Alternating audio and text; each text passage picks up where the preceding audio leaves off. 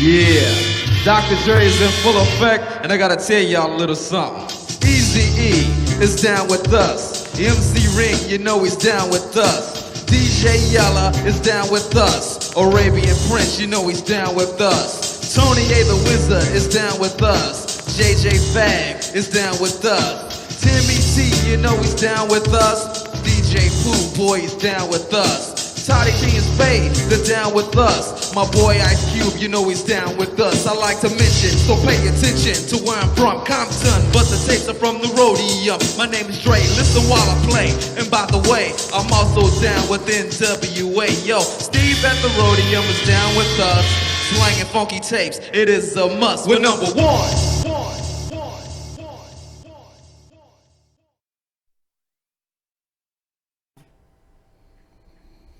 Yo, thank you for logging in. Rhodium Radio, Tony, I'm your host. We're here at episode 2. I know in the video you actually saw it said Mellow Mayonnaise, but that was actually a typo error. But it's all good. We're here live, and I want to thank you guys for joining us today. Once again, I'm excited about my guest that I have here today, and I'll tell you why in a moment. But for those of you that have continuously messaged me, whether it be a Facebook or Instagram, on why I call it Rhodium. Some people say rodeo. It's not rodeo. We don't ride horses here. Rhodium. Rhodium Swamp Meat is an open air market in the city of Gardena, and it is named or inspired after a Japanese vendor from the city of Whittier. Him and his wife Susan gave me my first job. They were a huge influence in my life. Actually changed my life by giving me my first job selling vinyl, cassettes, 8-tracks or whatnot. Since I've been 11 years old, I've been into music. So I named Rhodium Radio, inspired by their Swamp Meat stand in the city of Gardena, simply because Steve gave a lot of independent artists an opportunities to be heard. Many times artists will go over there because they couldn't get radio play. We had one radio station, which was 1580 KD. So what he would do, he would say, bring your records, I'll sell it on consignment. If it sells pretty good, I'll put it on a mixtape. If the mixtape does pretty good, I'll invite you back and I'll have you bust a freestyle. So he gave them all a platform. And that inspired me to start up Rhodium Radio as a platform, not only for major artists that are on major labels, but also for independent artists, for them to be heard, for them to share their stories. But my guest here today, the reason why I invited him is simply because when I heard his album, I was speechless actually, because it's been years since I've heard an album where I couldn't press skip. And usually if a song doesn't hit me in the first 30 seconds, I skip. And this one I couldn't. And I've only known him for a short time, but after our interview, you'll be able to get a little bit more familiar with him and with his music and see why I found his music so intriguing. So without further ado, I want to introduce to you guys Misfit Soto. Thank you for coming, brother. What's cracking? Just right here, brother. Listen, before we get into all the good stuff, you know, about your music, what you're doing now and what you're going to be doing in the future, if I'm correct, maybe you could help me. How long have we been knowing each other? Less than a year, for sure. Less than a year.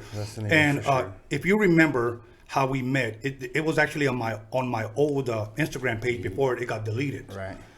And I remember, and correct me if I'm wrong, that you messaged me and you just pretty much just asked me, hey, I want you to do a cameo appearance in my video. My video. My first video. That yeah, and if I'm correct, it was This Is My Revenge. Yeah. So before we get into that song or that video, because we're actually going to play it, I remember telling you, well, you know what? Let me hear the song, because up to that point, honestly, I've never heard of you. Right. You know, there's a lot of artists that I never heard until I got onto Instagram or whatnot. And you emailed me the song, and I listened to it, and I was like intrigued. I was like, wow, this sounds pretty good. So I remember we had another conversation, and you told me that you produce and you write your own stuff. Right. You direct your own videos. Yeah. And you edit your own videos. Yeah. Okay. See, a lot of those 4 qualities remind me of people that I've known for a long time, sort of like a Dr. Dre and even a DJ Quick. Okay. And I've known those guys personally. So what I did before I said, you know, let me go ahead and go on this video, before I co-sign it, let me ask my son, because my son knows a lot of rap. Yeah. Actually, he listens to more rap than I do. Right. So I said, mijo, tell me what you think. He came out of his room and he goes, do it, Dad. It's pretty good. I like it. That's what he said. Yeah. And usually when I show him songs, he's kind of like, I don't know. He's like a big like Meek Mill fan. Okay. So I said, okay, I'm going to do it. So I called you up. We met up. We shot the video. I liked it. I really, really liked the idea of the video. Yeah. But before we get into this album, I don't know how old this album is. Did it come out this year? Yeah, this Okay, year. it came out this year. And we're going to play some music for you guys off of this album, which I thought was really, really freaking dope. Thank you. Now, what I want to get to is, where were you raised at? Like, what city? Well, I've always lived in Lawndale, but Lawndale's right there, neighboring Hawthorne. So Okay. when I was old enough to be in the neighborhood, Right. in the streets, I ran around in Hawthorne. Okay, Hawthorne. Yeah. So Okay. Hawthorne, Lawndale. Okay, so would you say you moved back and forth, or? No, I'm strictly Hawthorne. You know what I'm saying? Okay. That's where I did everything. That's where I learned basically everything I know now. You know what I'm saying? Okay. As far as taking stuff that you learn on the streets and applying it, Right. into other things, your grind, your hustle, Right. except this time I'm not hustling this, what I'm Right, saying? I'm of hustling course. this, but I apply it. Right. Now, give me a picture of your upbringing. Like, where is your family from?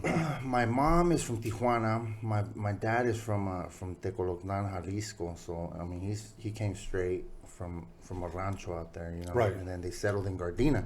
Okay. My mom met my dad in Gardena. My grandma had a house out there, and that's where they met. That's where I was raised. I have two older brothers, and my oldest brother, okay, he actually rapped, in like the early '90s, and he went to like the Good Life, and he remembers the Rhodium and all that too. Oh, man. dope.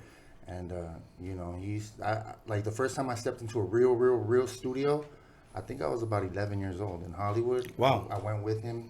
And it's like, I trip out because it's like, he's 10 years older than me. So he was 21 at the time. What 21-year-old wants to have their 11-year-old brother around, what I'm saying? So he just, he sparked that in me when I first saw those boards. See, and I didn't know that because we have a lot of similarities growing up, because when I was 11 years old, I had my first job selling records, and it was the first time I ever went to a nightclub.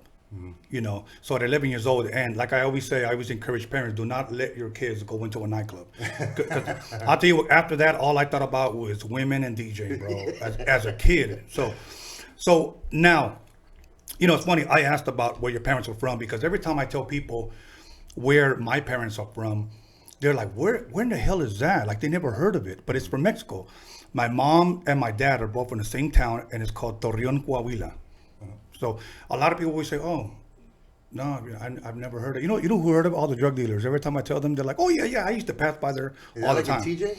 No, it's actually by Chihuahua, out towards that area. Okay. So, but yeah, I'm thinking of El Toreo de Tijuana and like Coahuila. Yeah, Torreon, Coahuila. And my dad had actually tried to teach me to say Coahuila because I used to say it weird. But yeah, so my parents came here from Mexico as well, settled in Compton, etc. But now growing up, what was the type of music that was usually played around your home? Like, what did you grow up with? What did your mother and your father play? I'm trying to get a picture of your upbringing and what possibly influenced you. This is crazy, okay? Because me and my brothers are each 5 years apart, okay? So when I was growing up, my grandpa sings, so he sings like romantic songs, like romanticos, So my grandpa sings, so she always liked Trio Los Panchos. Yes. Stuff like that, you know what I'm saying? So that's where I really liked, the guitars and stuff like that when I heard them, going at the guitar. Also, my dad, he liked a lot of, CCR. Okay. So that, Santana, of course. And my brother, who's 5 years older than me, is like, a skater. So he used to listen to, Hendrix, Nirvana. And then my oldest brother, this was around 1996, he had a Psycho Realm tape. Okay. And that's when I heard that. And then he had 2 MIXTAPes and stuff like that. And I was just like, what the hell is this? Right. You know what I'm saying? So I had a variety. Yeah, a variety of music. that was being played, everywhere. I mean, in my house, when I kicked it with my brother, you know what I'm saying? When my brother would leave, I'd sneak in his room and play his CDs and stuff like that. So I became very knowledgeable about, you know, different genres of music and the artists and, you know, classic rock. You know, one of my favorite bands is like Vanilla Fudge, who is just like this classic rock band that has like this muddy, dirty sound, but it's like, you know, it's so dope because it's raw, you know, you can feel it, you know, and it's just, I don't know, man, I appreciate just music that maybe a lot of people don't even like know about or don't even consider. Like, I've never heard of that group. Yeah, so, you know, they're just so, it's crazy. It's just, I dug deep into it when I was trying. It's like, you know, when you're a kid, you try to find yourself, right? When you're, you know, going into your teen years, and it's like, you know what, like, I don't care, like, what I'm gonna be like. I'm just gonna soak it all in, you know. Right. And you know, I was a kid in high school, you know, not popular. I had my hoodie on, and I always had my headphones in. Right. You know what I'm saying? You know, and like I said earlier, I think we have a lot of similarities because growing up, the records that my father played were Los Panchos. He was a real romantic guy. I remember my mother one time telling me that that's how he won her heart, because he would sing to her, and supposedly he would write songs. I never heard him write, but he's actually the one as a kid that schooled me on vinyl. He had 45s and he had albums, and he had those big old long, about the size of this table, stereo with a turntable, you know, speakers. But he's actually the one that got me into records and what a 45 was. He used to play them on 33 or on 78 speed. Yeah. So that's the kind of music I didn't really grow up like with banda or like with, you know, corridos and all that. No, I didn't, you know. Yeah, my dad too, he liked rancheras. Okay. My dad. So a lot of chente, of course, you know, but never like corridos and stuff like that. That's like, I think that's the newer thing, isn't it? Right. Yeah. My parents were pretty like classic. No, yeah, likewise. Now, you go to the studio about 11 years old. Yeah. And what was taking place at that studio that your brother went to? My brother was recording. He had a manager who had signed him to a you know, a little management contract or whatever, but they were booking studio time in Hollywood. At the same time, they were being looked at, I forgot what record label it was, but they were being looked at by Coolio was signed to that record label at the time. And was this rap that he was doing? My brother, yes. Yeah. But my brother raps in Spanish and English. Okay. You know, so I guess at that time, you know, that's what the industry was like really trying to get. Right. You know. And about what years would you say this was taking place? 94. 94? 93, 94. And how old were you at that time? 11, you said? 11, wow. yeah. See, I'm tripping because, okay, I'm 51 years old, okay? And 91, 92, I was already touring, and to think that I'm talking to a kid that, you know, that was 11 years old back then when my album was pretty much already played out, if you will. It's weird, like, but I enjoy having these type of conversations because I learned from the younger generation, you know. So your brother goes and records. He has a now. Is he going in on his own budget? Did he have a demo budget? A demo budget. Okay. A demo budget. It was him, and he had a partner with him. They were called the Southpaws. I remember that. And they Southpaws. Yeah. So they used to rap in English and Spanish, and yeah, they just basically they were gonna put together a demo. Okay. And so there was a couple that he took me to. You know, I just remember being in downtown LA or like Hollywood area. You don't remember the name of the studio or anything? No, nah. But it was big. It was a big ass room. I think the booth was like this big, like you know what I'm saying, like okay, and just a big old glass, and on the other side you had the room with the console, you know, with the SSL board and stuff.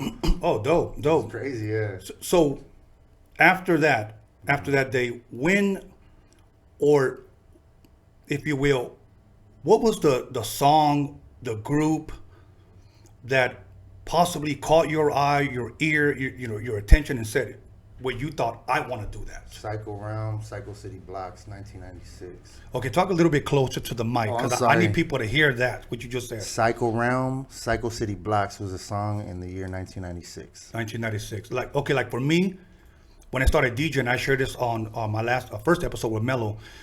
It was when I saw Grandmaster Flash from New York. I saw a little commercial where he was cutting, scratching, turns around, and he does the fader behind his back.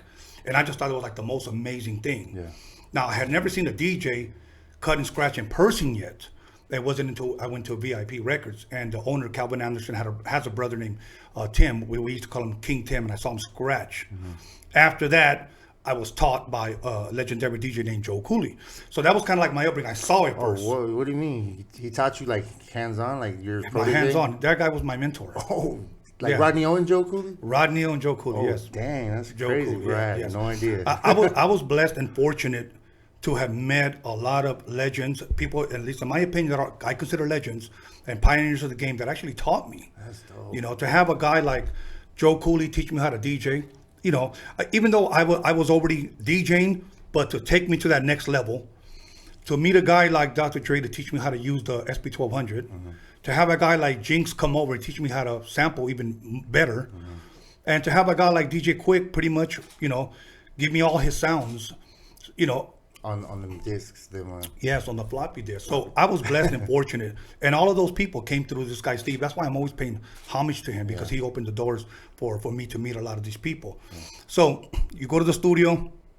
It's 1996. You heard Psycho Realm. Yeah. Okay. Now, about how old were you? 12? I want to say 13? 96, 13. About 13. 13, yeah. So about when did you start rapping? Around that time? Around 14. Okay. 14. When I was 16, I had my junior year in high school. I had an album I was selling in high school. Really? Yeah, I had got this little. It was a program called Mixcraft, and then I had a little computer in my garage and a little clown, a little microphone from Radio Shack with like a clown nose on it. And, Right. I had a mixer. I think it was like a 2-channel mixer, bro. And I just recorded straight directly into my computer. And I did my whole little album right there. I used to get, download the beats off of what was it, Napster or something like that. And how did it sell? How many copies do you think you sold?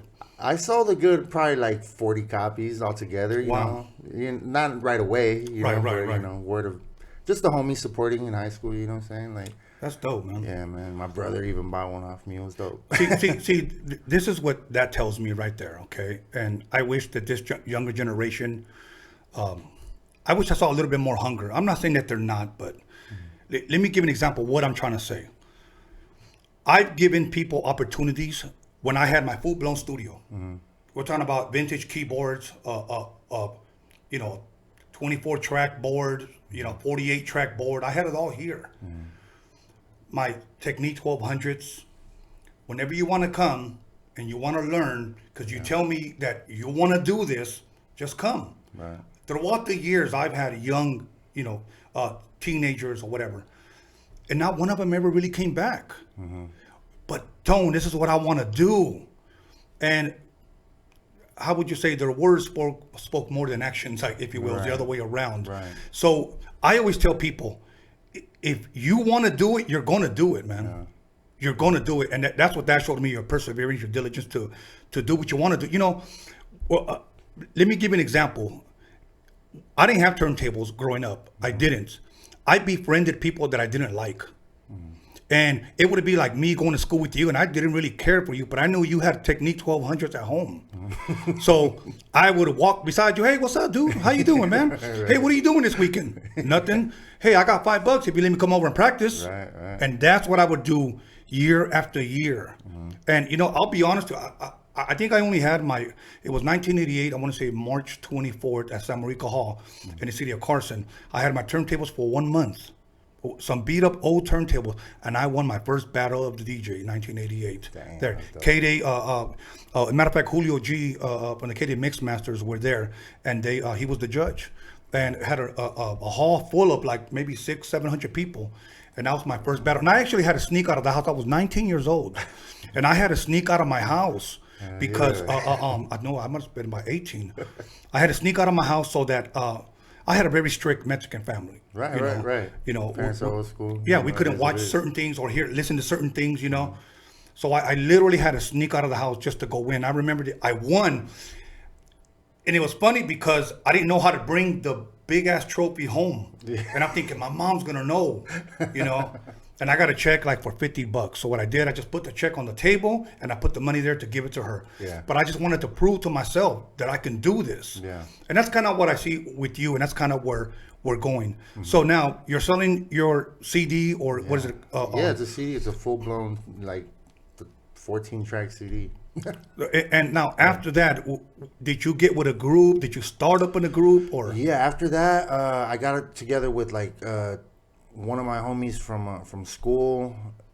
His name is Gattel, and then you know, after that, he knew a buddy that he had that it's because they do graffiti. They're from WAI crew, you know, so they got that the art on lock and stuff. So he was always with, you know, in the hip hop scene. Yeah. You know, the LA hip hop scene. Both of us were, you know. So we started up a group. We added my brother at the end. We asked him, you know. My brother had always been the type to have like a little studio set up in the back of his, just a small little setup in the back of his house or something. Right. So, you know, I was like, man, we should tell my brother what's up. Like, let's go do this, you know. And so my brother's like, I'm down, you know. So we formed a group, and you know, we went strong for about 3-4 years. Okay. You know? And, performing, like it was like in the golden age of underground hip hop in LA. Like it was really going like good. You know, the underground was really bubbling at the time. You know, the promoters were really putting in work. Now that's interesting that you say that as far as underground because, okay, growing up, for me, once again, understanding my age, I'm 51 years old. That rap, growing up was always underground. There wasn't radio playing it. We had no choice but to be underground. If it wasn't for a radio station like 1580 K-Day, the West Coast was still brand new. We had an Ice-T, Mixmaster Spade, Toddy T, maybe only a handful, okay? And but they were playing mostly all East Coast. Run DMC, LL Cool J, Salt and Pepper, etc. Right. And this radio station was on AM. Okay. And if you didn't get good reception, you weren't listening to hip hop. You know, the dope thing about this radio station that it allowed DJs to flex, you know, their skills. That was the dope thing. That's what I always listened to. That's why I was always, you know, doing pause button, you know, mixes or, you know, recordings. And so we really didn't have a choice but to be underground. So we always wanted a platform to be heard. The Rhodium was a platform, VIP Records was a platform, and other areas, the Compton Indoor, stuff like that.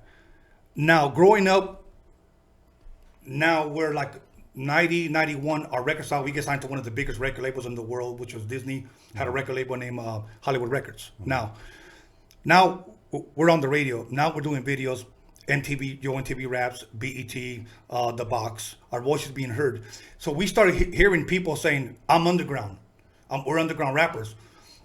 That was a little hard for me to understand because coming from underground rap, not being heard to now being heard, it was kind of hard for me to accept. Wait, you're underground by choice? Like I didn't understand that. Right. But I got it because I love the music. I love hip hop. Right. You know. So I don't know what made me get into all that. I guess because you said the underground thing. Yeah. So what was the name of that group again?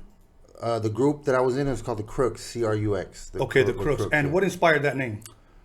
Just some weird, you know, I think my friend looked it up in the dictionary. Like, I mean, the definition is something that can't be explained, you know, and everybody had their own style. So we're just kind of like a group of weirdos, like, you know what I'm saying? just doing some, you know, whatever the heck we wanted to do, man. And it was dope, you know? And how many guys were you again? Four. And then we had a DJ. Yeah, we had a DJ. His name was DJ Live, and then we had another DJ Radical. DJ Live, that would be Roger? Oh, yeah, Roger, bro. Yeah, That's Roger right. was in our group Much back love in to the Roger. day. Yeah. Okay, and now how far did that group take you? Like as far as, did you guys travel a lot, or was it just mostly regional, local? It was a lot of local. We traveled maybe a couple times, but it was local. See, there was this open mic spot in LA at Lamert Park called Project Blowed, and we used to go there every Thursday. And you know, a lot of the older guys, you know, they kind of like, you know, took us under their wing, or took me under their wing at least, you know. What were the groups during that time, other than possibly Psycho Realm? Because obviously you said you were about 11 or 12 when you first heard Psycho Realm. Yeah. You had a Mexican Descent, which was Two Mex and Chololancinco. Okay. You had the Hip Hop Clan, which was Rifleman, Pterodactyl. You had CVE, which was Riddler, you know, Nigga Fish. You had you just had all these, you know, groups from LA that just, you had to be there to like really know about them. The platform was Lamert Park. The platform was Project Blowed. So like, if you wanted to hear like the newest stuff, you'd have to go every Thursday and check it out, and see hopefully they get up on stage and bust some stuff. Now, the stuff that you're sharing today is possibly your fan base right now probably doesn't even know this about you. Oh, they don't know. You know, and that's a good thing. Like again, that we have an opportunity to share these things because we're just laying a foundation to what we want to go to when we after our break. Now, I'm just gonna throw this out there because I work with these guys. Do you ever hear of Black Forest? Yeah, of course. Okay, Black Forest. Much love to my boy Wiz. He engineered a lot of my projects. They were actually signed to Steve Yano's label. Okay. And the Visionaries actually recorded out of there or mixed their record there, if I'm correct. Nice. So so I'm very familiar with the underground. My thing, I just had a problem with the title underground for some reason. I just did. I'm like independent. Yeah. See, I would accept that. Yeah. You know, but okay. So now the Crooks are going on for what? How many years you said now? I mean, we did a good 4 years strong. Okay. Solid, yeah. Okay, about 4 years. And at what point did you figure, or I mean, how did the crew break up? How did they go their own ways? Or basically, it was just a decision. Like I got really heavy into like the street stuff, man. Okay. And I just like we all started did at one point. hanging around the wrong people and just I just said, man, I don't. Whatever this is, and then plus I just wasn't feeling the vibe, like right. At that point we were like all brothers do, man. We were fighting, right. And I just man, I'm gonna go over here. I'm gonna go kick it with the homies over here, and I just ended up I stopped doing music for like another 4 years. So okay. We went strong for 4 years, and then I quit for 4 years. Now the Crook stuff, were you producing that as well? Yes. What were you using? FL Studio 2. Well, it's called Fruity Loops version 2 at the time. Okay. Now they're like on 14 or 13 or 12, I think, something like that. You know, it's funny because when I had my SB 1200, Steve had bought that for me, and that was like $2,000. And I think like a program like Logic today is like what, $200? Yeah, something I think like so, that. about 200. And I think you can track, you can do your vocals and everything on there. And I look at that and I'm thinking, wow, man, technology is awesome, but at the same time, it does everything for you. Yes, everything. Yes. There's you don't gotta sit there and hit them knobs and cut up your own samples. Now let me ask you about that. Do you think that takes away from hip hop? What, the digital stuff? Yes.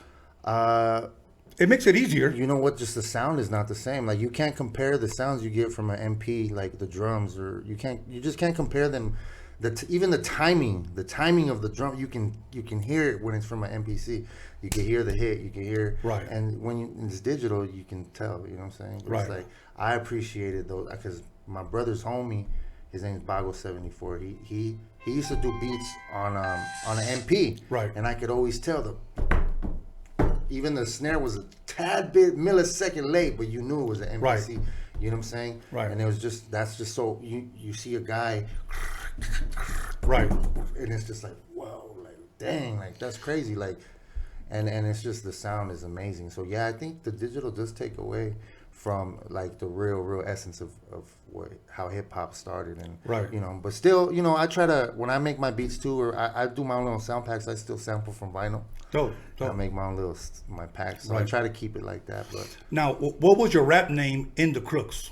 It was as if it was as if it was like a graffiti name. Yeah. Oh, okay. Yeah. So you tagged and everything like that. Yeah, I too? tagged. I did all that. Yeah. Now, when did the Misfit name take place? Like, when did you say, you know what, I'm no longer as if? Now I'm Misfit. Was there a name before that? No. It was basically like when I just started doing music again, and I just felt like when I came back into the music, I was like, dude, like, because mind you, I'm from a whole different like, like just my influences are different. Like the way what I was experiencing at that age was different. And then I stopped for 4 years, and then I come back, and I'm just like, what's going on? Because a lot changed within those 4 years with the music. Right. Everything barely started going digital, and all this weird stuff started happening to hip hop. So I'm like, I don't really fit. So that, you know what I'm saying? It has nothing to do with the Misfits band, right. But it's just like a misfit. Like I just didn't feel like I belonged anywhere with these fools, Okay. I'm gonna do my own thing, and then Soto's my last name. Soto's your last name, so Misfit Soto. Yeah. Because when I first heard the name, I'm thinking the Misfits. Yeah, That's right, exactly. the first thing I'm thinking. But it's actually pretty creative, the way you put it together. You figured you didn't belong. Now, I'll be honest with you, listening to your music, I didn't think it belonged with the genre rap that we're about to talk about after the next break. Okay, so at this point, I'm going to go ahead and introduce the songs that are going to be coming up. One song is called "The Soundtrack of Love," which just happens to be my favorite song on this album. I was on my way to do an interview out in Marietta, and I was driving and I was bumping the CD. Yeah, I still bump CDs, and I just kept playing it over and over. I think I played it like 4 or 5 times, and what happened was, as soon as I got out of the car, even before I did my interview, I called him and I told him, I said, you know what, man, I think you have a great album. And I don't just say that about anybody. It's been a long time since I've actually listened to a full CD all the way through, and some of them I actually just kept replaying. I keep wanting to say rewind, but I keep wanting to say replaying. And I thought it was dope. The next song after that is a song called Ride. Now you're going to see the video of Soundtrack of Love, and then after that you'll hear a song called Ride. And what I want you to do, if you're watching right now, please call somebody, text somebody, message somebody, and tell them to tune in, because when we come back, I'm going to ask them some interesting questions about a controversial subject that's been going on amongst the Latino / Chicano community pertaining to music. And I think it's really important that not only am I going to ask him, but for future guests that are going to be coming, I want to ask this because he's going to help me actually with answering some of these questions that I've already been asking Chicano rappers, because we are in the works right now of doing a Chicano rap documentary. And a lot of these questions that I'm going to be asking him are actually coming from fans.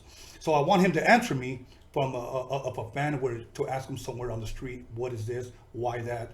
So if you can get somebody on text, let's just call them and tell them what we're about to talk about. We're about to talk about Chicano rap, but the questions are going to be very interesting. So once again, the first song is The Soundtrack of Love and Ride, and then you're going to see one of our commercials for our apparel or a DOCUMIXERY, which we'll talk about later on. And thank you, John. Take it away. M16 killer track with the Misfit.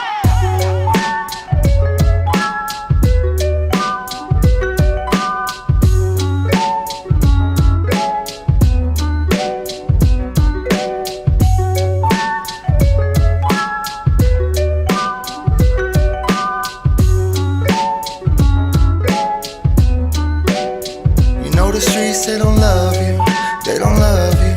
They just wanna take everything from you. I ain't gotta lie, I put in my work out here. Starving and I done been broke out here. I done lost many of my boys out here. My mama said I couldn't come home last year, cause I chose the concrete jungle where the drama don't stop. Yeah, I chose to give my love and life to the block. I was just a kid, I didn't know no better. A year out here makes you cold like December. I was selling dope, I was getting it together. Hotel rooms, just my women and my paper. It ain't nobody tripping cause my homies pulling up. Anybody try it, they gon' have to deal with us. Cause I ain't got nobody, they the only ones I trust. Killers move in silence, we don't make no fuss. And all I gotta do is get them high, oh yeah. Cause once they get lit, the bullets fly, oh yeah. We gon' laugh when your mama cry, oh yeah. That's the way I chose to live my life, oh yeah. Live and die by the gun, following that G-code. I ain't never met so many lost people. Hard to turn a guy with surrounded by this evil. All I hear is my mama's voice saying, boy, these streets, they don't love you. They don't love you. They just wanna take everything from you. I would rather die than see you waste your life out here. But life ain't pretty and the show ain't fair. Boy, you chose the concrete jungle where the drama don't stop. Yeah, you chose to give your love and life to the block. Ran away from home, I didn't know no better. Thought that this was love and the shit would last forever. You can't tell me nothing, can't nobody treat me better. Know that this is real, I ain't felt this way ever. Everybody cheats and that's alright, oh yeah. You can't really blame someone that's high, oh yeah. I won't let them go, I'd rather die, oh yeah. I can't live without them by my side, oh yeah. Look into their eyes and all I see now is evil. Said that they would love me and they treat me like an equal. All my friends told me you a lie and I believed you. And how is it I feel this way when all you do is tell me I don't love you, I don't love you. I put everyone I come across above you. I ain't gon' lie, I be fucking hoes out here. And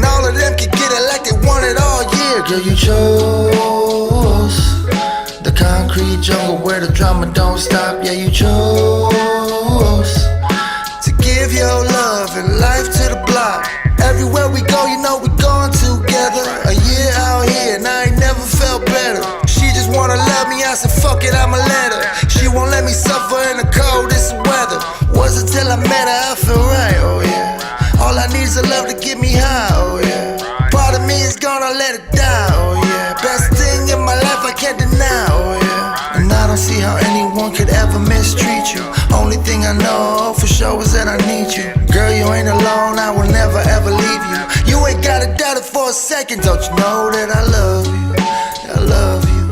I will never put anyone above you. I would rather die. Your love is my home out here. Yeah, kill a motherfucker if you ever shed a tear. Girl, I chose the concrete jungle where the drama don't stop. Yeah, I chose to give my love and life to.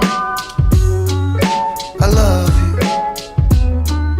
I love you. Yeah, I love you. I will never put anyone above you. I love you. No, I love you. I ain't gotta love. I ain't gotta love. I ain't gotta love. I ain't gotta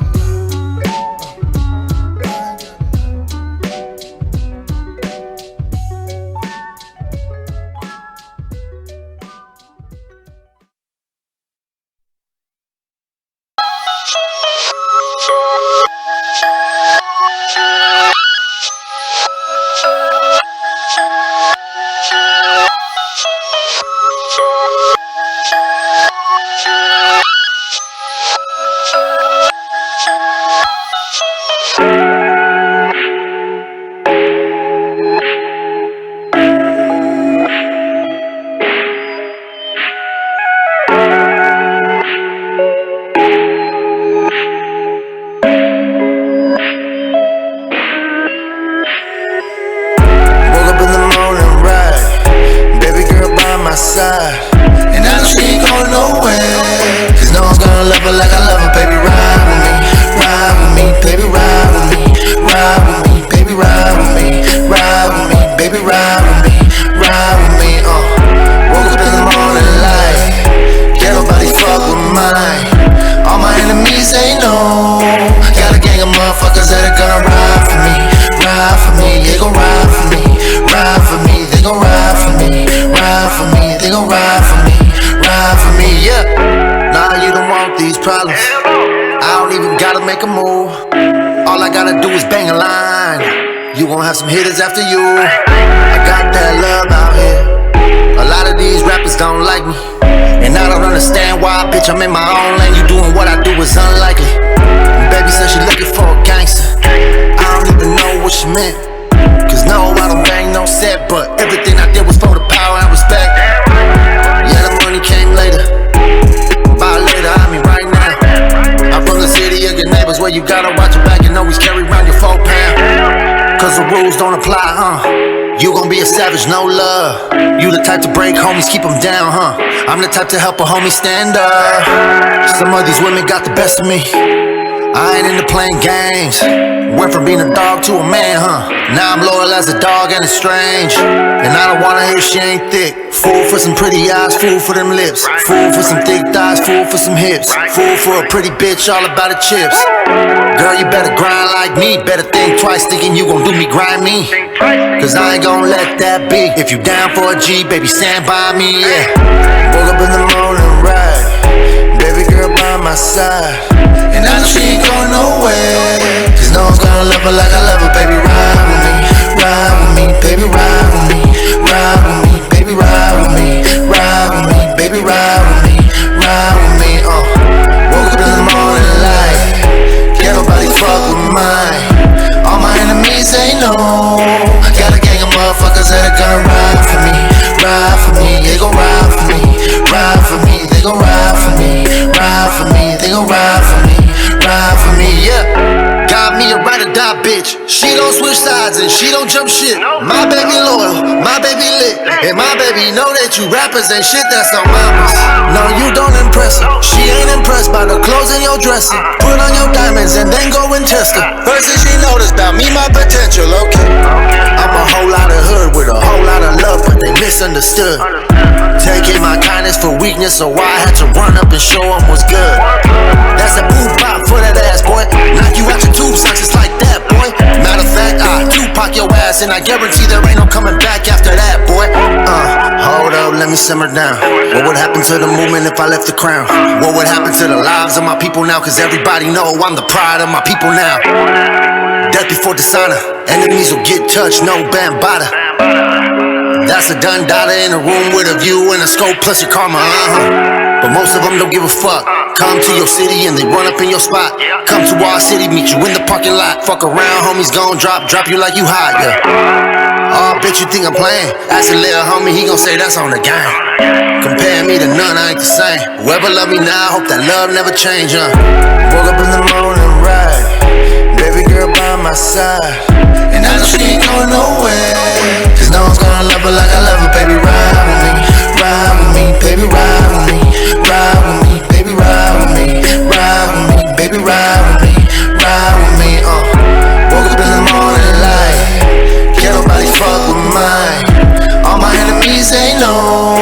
Got a gang of motherfuckers that are gonna ride for me, ride for me. They gon' ride for me, ride for me. They gon' ride for me, ride for me. They gon' ride for me, ride for me, yeah.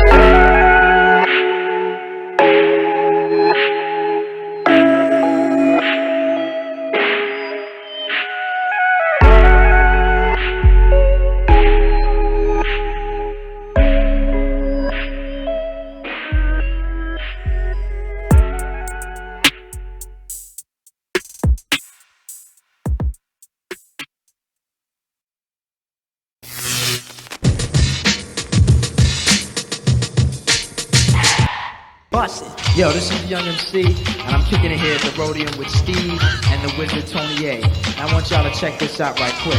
Now, I'm at the Rhodium, making my way, chilling with Steve and the Wiz Tony A. Beats are dope and the rhymes are real proper, known all around as a real showstopper. Young MC is the title I hold. Give me wax and I'll make it go.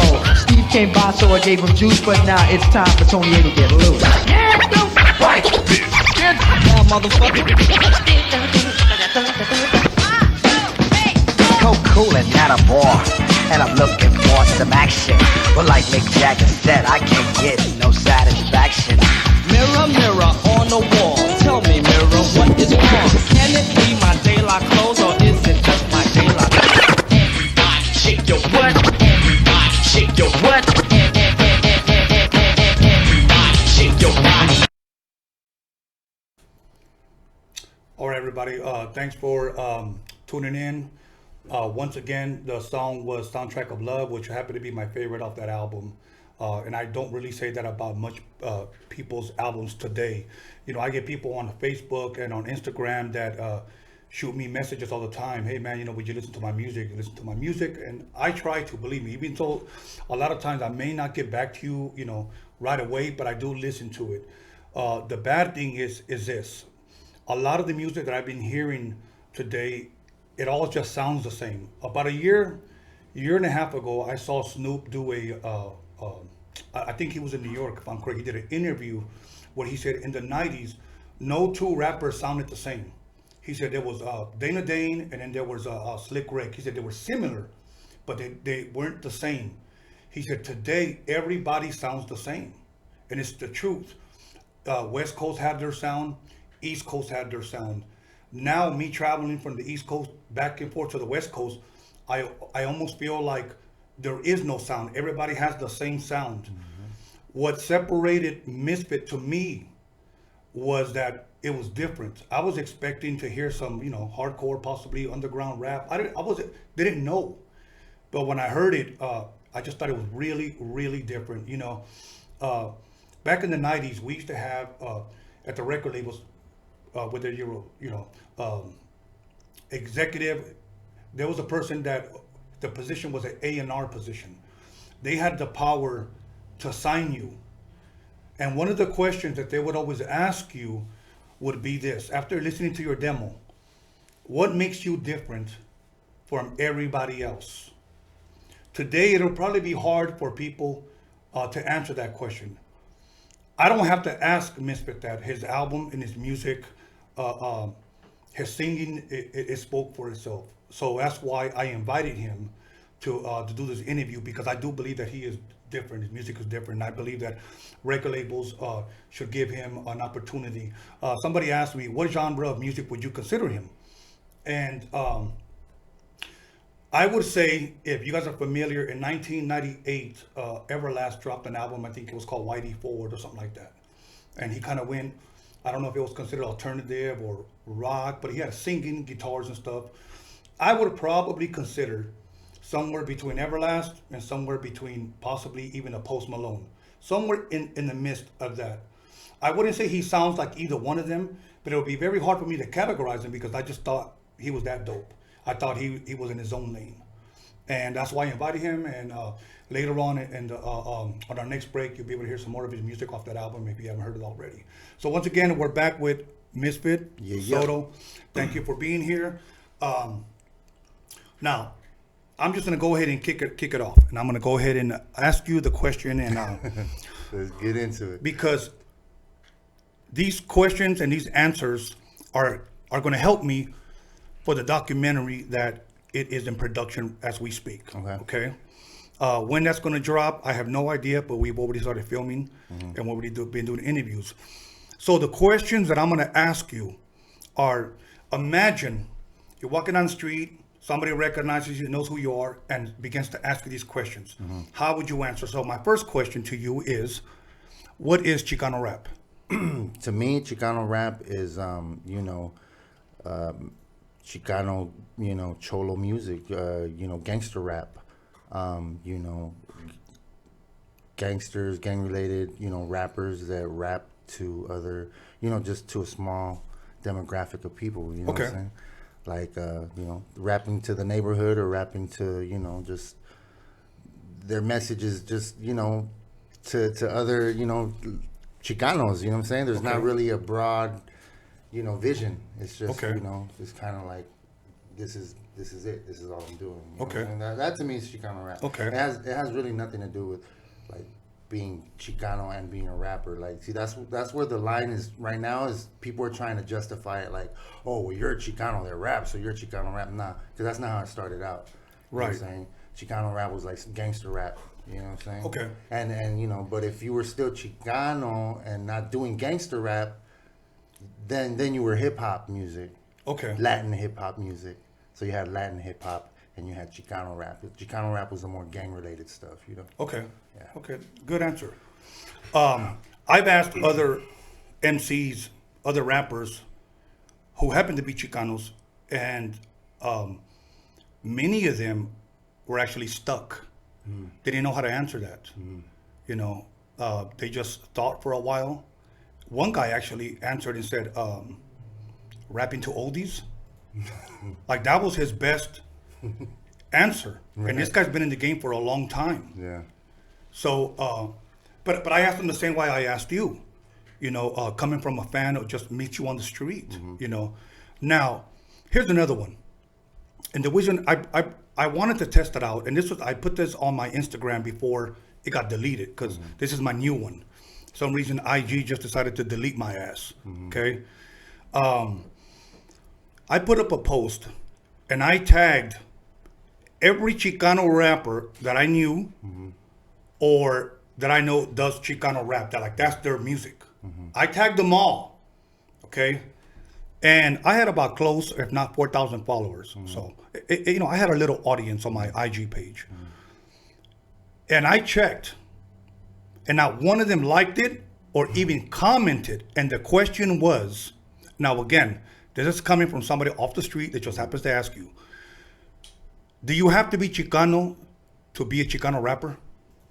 Do you have to be? Apparently not, because Capone was like the biggest Chicano rapper ever, and he's Pakistani, so I guess not. Pakistani, So I guess you don't have to be, like I said, it's now see, that's the thing, because he was the biggest Chicano rapper, So now people try to flip it and be like, oh, well, if you're Chicano, then you're Chicano rap. Nah, bro, that's not what you guys said at the beginning. That's not what it was built on. Right. It was built on the lifestyle of being a gangster from Southern California and rapping in the hood and rapping in, you know, that's what you guys started it out as, you know what I'm saying? Don't try to throw me in that mix. I'm not in that, you know what I'm saying? So, yeah, I mean, no, you don't have to be a Chicano to be a Chicano rapper. At least you didn't have to when it first started, because look at Capone, you know? Okay. And by the way, do you listen to his music at all? I don't. Okay. I couldn't name you one song. I'll be honest with you. Now, before we go to my next question, well, let me finish what I was saying. I tagged everyone without mentioning their names, okay? I wanted to see, because I wanted those answers to help me in this Chicano rap documentary, you know, so I kind of wanted some feedback, and none of those guys commented. None of those guys. Fans started commenting and then re-tagging those same guys to try to edge them on to, you know, but they wouldn't. I would say if I had like about 150 comments, I'd probably say they were split. People would say, yes, of course, that's why it's called Chicano rap. Other people were saying, no, you don't have to be Chicano. It's the lifestyle, it's the culture, it's the mindset, etc. So when I finished filming this, I want to give both sides of the story, you know, on that. It's wishy-washy, man. They're changing what the foundation of Chicano rap. Now they're switching it up to be like, no, we never said that, or nah, this is what it's about. It was never about that, man. Like I wasn't that young to remember how it all kicked off, or how, you know, during those times what it was all about. I remember it, bro. Like it's not, you know, oh, you're Chicano. No, because you would throw these artists in Latin hip hop category, you know? Right. Latin hip hop, or, you know what I'm saying? And then Chicano rap was the gangster stuff, you know what I'm saying? Like, right. Yeah. So, you know, that's basically what it is, you know what I'm saying? It's neighborhood raps and stuff like that, where it started from. And stuff. Now, I don't know if this is a good thing or a bad thing. So throughout this interview, I'm sorry. Do you remember the group called the Mexicans? I didn't mean to cut you off. Yes, do you remember the Mexicans? Of course, I know them. Yes. They never considered them Chicano rap. We'll get to that. Right? Yes, absolutely. No. But they were the hardest, you know what I'm saying? Like, you know, sinful and capital I, man. And it was just like, when I heard them, I was just, you know, but nobody tried to, you know, label them Chicano rap or Latin hip hop. Right. Or just hip hop. Right. You know. But we'll get to that. I need to touch on something here. Okay. In this documentary, I asked some of these other Chicano rappers, is it a good thing to be known as a Chicano rapper, or does that limit you? Let me give you an example of what I mean. Okay. In the 90s, you had Fat Joe, you had Big Pun, you had the Beatnuts, and those guys were Puerto Ricans from New York. We never called them Puerto Rican rap. Right. You know, when Eminem came out, we never said, hey, do you like white rap? Right. Yeah. You know, we never categorized them as that. They were just rappers. My question to some of these guys that I was interviewing with is, why can't you just be known as a rapper? Why Chicano rap? And of course, they had answers. Some had good answers. Some of them, you know, they didn't really know how to answer. So I guess my question to you is it a good thing to be labeled that? Or would you rather just be known as an artist? I mean, I wouldn't care if it was like, if it was something positive and organic and just something, you know, that can help fuel you into becoming a better artist, you know. Right. What Chicano rap is like, and my own experiences, you know, you have these older guys, these so-called, you know, founders or whatever, that really come at you like sideways and disrespectful. Like they don't hit you up to be like, hey, what's up? Hey, man, I see you. You're doing good. Much love. You ever need anything, get at me. No, it's like, hey, homie, you got a problem with da-da-da-da. I just seen it. And it's like, whoa. Right. What's going on here? Like, what's happening right now, you know? And it's like that mentality. That's what it is. It's that gangbang mentality. It's that, you know, and I don't gangbang, bro. I don't come from that background. I've seen all that with my family members and all. I didn't want nothing to do with that. I was always into my music and stuff like that, you know. So it's like, now they want to say, okay, well, you're Chicano rap, and that's what you are, you know what I'm saying? And it's like, no, because I don't embody I'm not what you guys, what your foundation is, Right. Now you want to switch it up. You know what I'm saying? Like, Now, I mean, it could be a beautiful thing. It yeah, could of really course. be if they weren't if they weren't crumbling from within. You know what I'm saying? Like, if they weren't bringing other people down. Like, it could be beautiful and it could flourish and be something new and positive. But it's not working that way. Now, let me say this. Once again, I've had the privilege to have been there with a lot of West Coast legends from the very beginning. And me being Mexican, it means a lot, okay? Because a lot of times I would be the only Mexican dude in the entire room, okay? When you're in a room with Ice Cube and Dre and Easy, and you're the only Mexican in there, you know what the good thing about that was that they never made me feel as if I was non-black. Right. They always showed me love, always, okay? But I will say this, that there's been times where I've been backstage where there's been Chicano rappers, and right away, where you from? Yeah, they bang on you. Yeah. Now, I'll be honest, I don't run, I don't look for trouble, but I'm not going to run from it, bro. Right. So my next question, and I asked these guys, I've interviewed 5 so far. I got 5 more I need to interview. And I asked them this question. Why, Chicano rap, I believe, the reason why I decided to take on this project, because I know there's a huge market out there for it. Meaning this, that there's a fan base in Japan, in Europe, all over the U.S. There's a fan base. Yeah. Now, what I have never been able to figure out, why hasn't there been a Chicano rapper that has ever made it to the stature of a Snoop Dogg, of a Game, of a Eazy-E, if you will? Well, you got Little Rob. Okay. Yeah, So would you Rob. say... I'm not too familiar with his music. Would you say but he's up there with Snoop? Maybe not. Well, you know what? Like, everything he does sells out. I mean, he sells, like, right now, I think he's selling out, like, everything he does. Okay. So, and I know at the height of his career, he was pretty popping, yeah. Okay. I'm not too sure about, Okay, so let's just say we have one. Yeah, one. King Lil G, probably 2. He's Okay, getting 2. that. That's about it. That are Chicanos that rap. Right. Can you try to give me one more? Oh, man. See, Chicanos that rap or Chicano rap? Chicano rap. Okay, no, so let's take King Lil G off of that, because King Lil G, I don't consider King Lil G Chicano rap. So Right, yeah, right. you got one, Little Rob. See, but that's what I'm saying. And yet, we are the ones that pack out concerts, buy tickets, buy apparel, buy music, and yet the support is not there. Yeah. Why do you think that is? Why do you think Chicano rap, if there is a huge fan base, why do you think it has never taken that next level of where there's more? The music's just not up to par with what the world demands. You know what I'm saying? Like, I mean, if you really want to get on the radio, then make some music for the radio.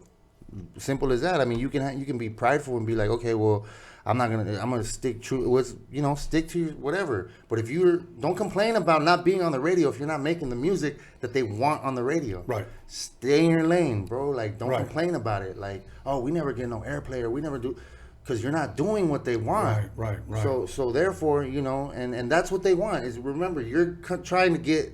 They're not coming at you trying to get your music played. Right. You're going to them. So you got to give the radio what they want. You got to give the people what they want. Okay. You know what I'm saying? That's what I feel, at least. One guy told me this, and he's from here, from LA, and I interviewed him, and I really respect this dude. Yeah. And he told me this. These are his words. Eventually, I'll have him on here, and we'll retract this. But here's what he said. Because a lot of Chicanos just want to rap to oldies. If they don't want rap to oldies, they'll remake a funk song. If they don't remake a funk song, they'll rap to More Bounce. If they don't rap to More Bounce, then they'll get somebody to play Talk Box. And they never leave. That's comfort zone. Yes, they never leave that. Now, I'm not saying that that's not good, but I believe that you do have to evolve, bro. Yeah, I mean, that Chicano rap, that's the essence of Chicano rap right there, is that sound, Right. From, where it came from and whatever. Like, I just don't know, man. It's that's pretty much what it is. You box yourself in. Yes. Okay. Okay. Now, let me ask you this. Well, possibly not a question. I've known Ernie G and Frank V from Proper Dos from the very beginning. I've known Frost since the 80s when he had songs. Yeah, but Proper Doses, their lyrics were hard. Like their lyrics were, it wasn't like, okay, there's this word, like it wasn't chunti. It wasn't like they couldn't rap. Right. Their raps were hard. Like it was dope. So I mean, it's just now, but that's where I'm going with that. In the very beginning, there was Frost. Okay. Now keep in mind, even when La Raza came out. It was never under the genre or called Chicano rap. That actually came later. And I know because I was there, okay? Lighter Shade of Brown, when they came out with Sunday Afternoon, nobody called them Chicano rappers. Latin hip-hop or hip-hop. Right, just hip-hop. And the radio played them. Yeah. When Proper Those came out, they were not considered Chicano rap at that time, okay? And I've talked to Frank and I've talked to Ernie, and they could both agree. Yeah. Okay, on the future show, I don't like to tell who's going to be on the future show, but Ernie will be here, the producer of Proper Those, to confirm about this subject. And it wasn't until like years later, I want to say maybe to like 98, 99, that I started hearing that name float around, Chicano rap, Chicano. I didn't think it was a bad thing, but after a while, you were just known for your music. It was just oldie samples, more bounce, talk box, funk songs, and it didn't mean that they were whack. It just meant lyrical skill. Like, I mean, as just far didn't as grow. Like, no lyrical complexity. Like it was very. How can I say, man? It was just. It just seemed like, a lot of these artists were just kind of throwing a beat and I'm gonna just rap, like and it wasn't an art, man. Like to a lot of you know what I'm saying. Chicano rappers, like you can hear it. They don't take their time to brush up on their craft. See, and even us talking about it right now, I guarantee you there's people watching that are probably pissed off. It's all good, because they don't like our answers. Right. But this is why Roadium Radio was created, to give everybody a platform to discuss certain subjects, because radio's not going to cover it. Radio will definitely not cover it. I've done interviews at Power 106, K8, and what's the most time they gave me was like 5 minutes. Yeah. And everything is like, how you doing today? What are you doing today? Yeah. What are you doing tomorrow? And then bye. Yeah. But this is giving people like yourself and myself a voice. And I welcome anybody that has any type of history to come on this show eventually next year, because I got this whole year already booked up.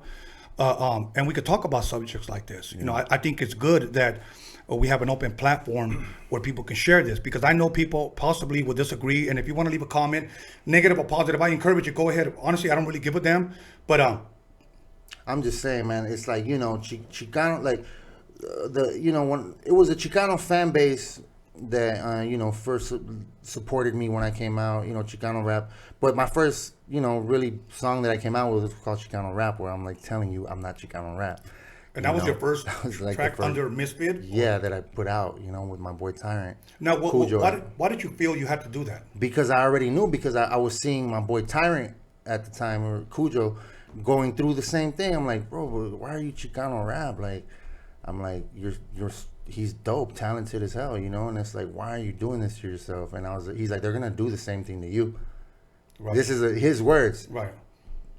As soon as you come out, they're gonna put you in that box. And I'm like, well, I'm gonna make a statement, and my first song is gonna be Chicano rap, and I did it, but it still happened. He was right, and they show love, but at the same time, I got more love from the supporters than my peers or people that were, that I was trying to, build with at the time, and then you see these older guys that you think are gonna embrace you, but that end up trying to just break you down.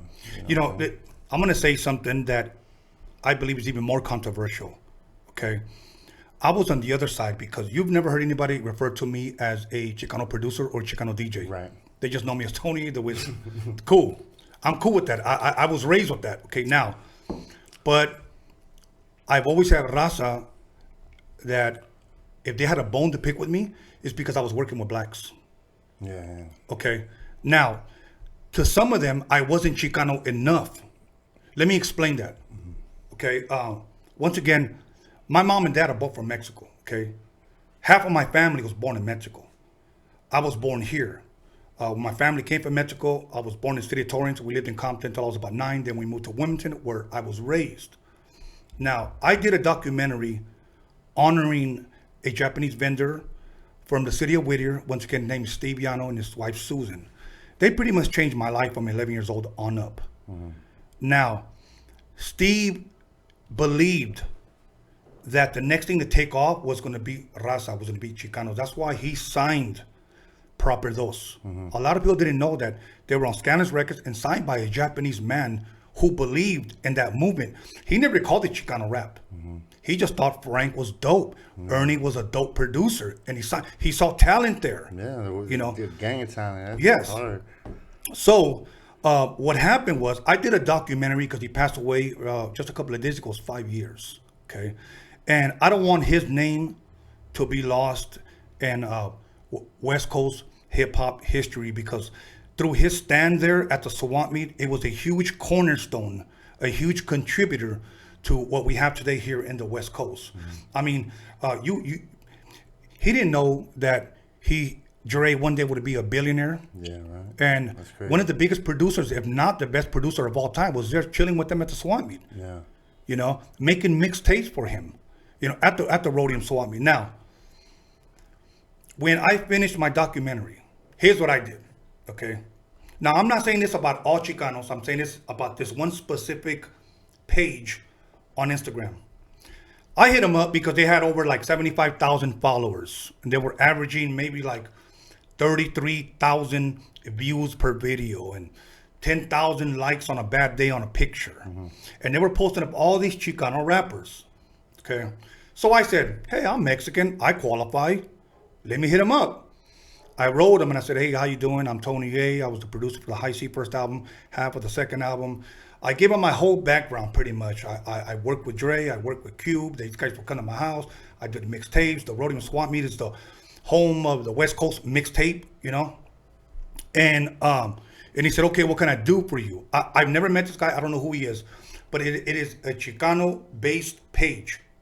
So I said, I'm promoting and I want to push my trailer about this documentary about a man who believed in Chicanos like myself and this group that he signed. And he said, okay, let me check it out. So I shot him the trailer. And he sent it back to me and he said, okay, I saw it. He said, I can't post it. And I said, why not? And he said, well, because there's blacks in it. Wow. That's what he said. Now, I'm going to tell you why that really pissed me off. Because I almost felt like, well, okay, I did it. I'm Chicano, bro. I don't know how much more I have to be. And he said he wouldn't post because there was blacks. And I'll tell you why I took that personal.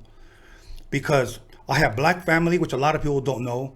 I have Filipino family. I have white family. I have Vietnamese family. My grandbabies are Mexican, Italian, and Irish.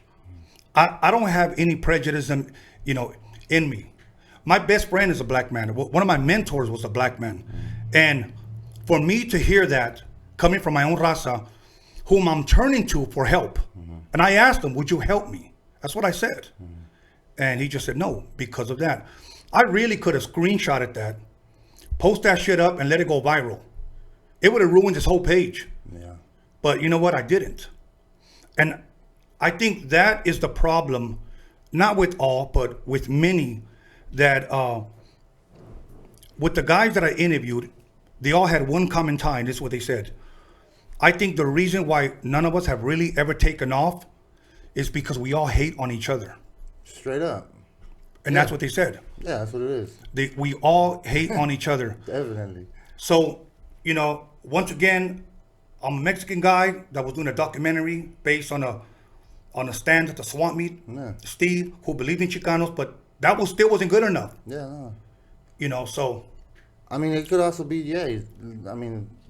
fools with that penitentiary mentality, of possibly, the racism and stuff like that, or I mean, it's just, I'm from Hawthorne, bro. Like, there's blacks everywhere, right? Mexicans, everywhere. Like it's nothing. It's normal. Of course, you know what I'm saying? of course. It's like LA. Now, you know,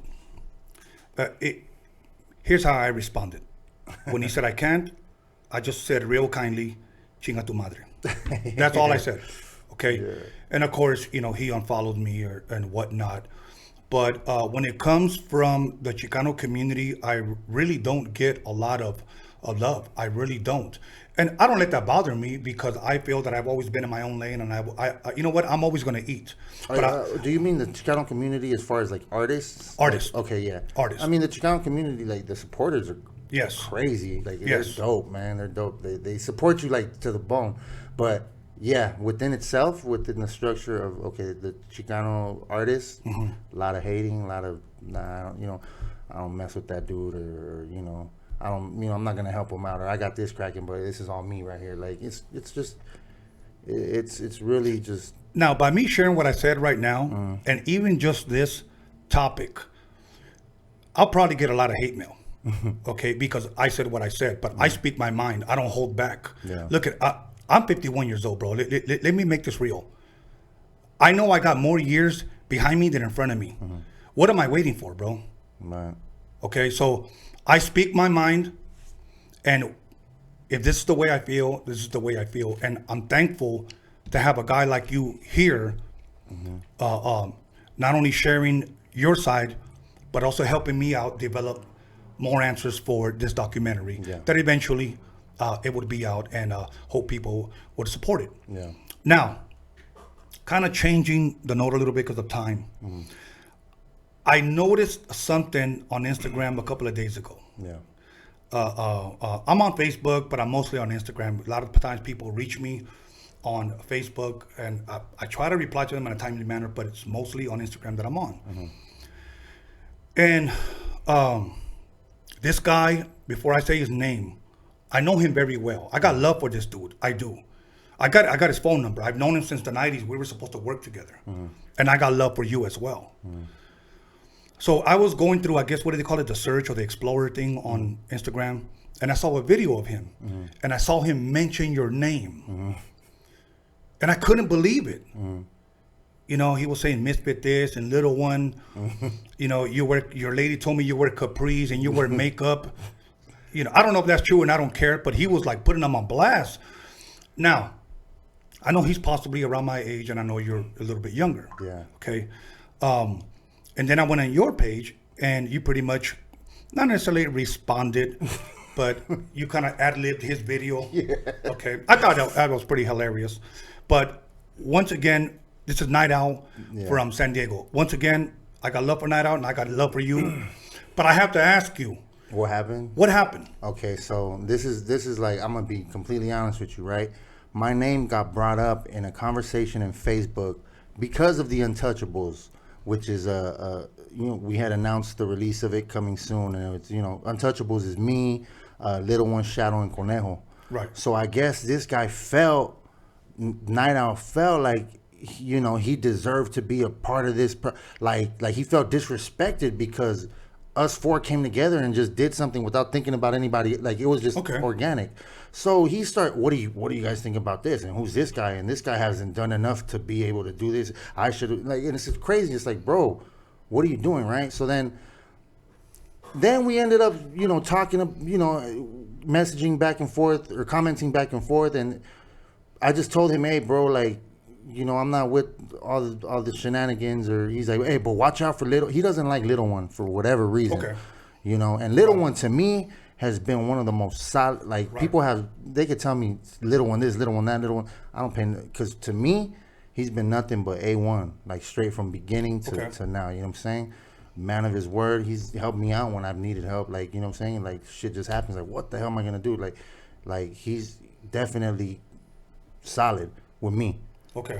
I don't know what the hell the deal, but for somebody, hey, watch out for Little One. Don't do this, don't trust that guy. I'm like, dude, why are you talking to another grown man like that, bro? Right, like, you're not. It's not like you're saying, hey, bro, you know what? If you were really concerned about, you're not concerned about me being, fucked over. You're more concerned about bashing this fool's name, like, you know what I'm saying? So, anyways. Anyways, and then somebody posted a hold on. Yeah. Hold that thought. We're going to come right back. All We right. need to go to a break. Let's go. So, once again, we're going to come back to the discussion. Please call somebody, text somebody, page somebody. You know, just have a beeper. And we're going to come back and finish this discussion. And go ahead, leave a comment, negative or positive. I don't really care. It's all good. Really, it's all good. You know, I roll with the punches. So far, it's a dope conversation. I'm enjoying this. I hope you are too. Like I said, invite somebody to listen in because we're going to finish this conversation. We're going to talk about what he's doing now, where he's going, what he's working on, who he's with, etc., etc. John, help me out a little bit. I know we got a video coming up. Revenge. This was the cameo appearance that I did. This is actually how I met him through IG. You know, I thank God for technology. But we met through Instagram. He invited me to be a part of this video. And I got my own little cameo appearance, and I think it's pretty dope. Real creative. He directed it. Shot in black and white. It came out really, really dope. Song is dope. And what song is after, John?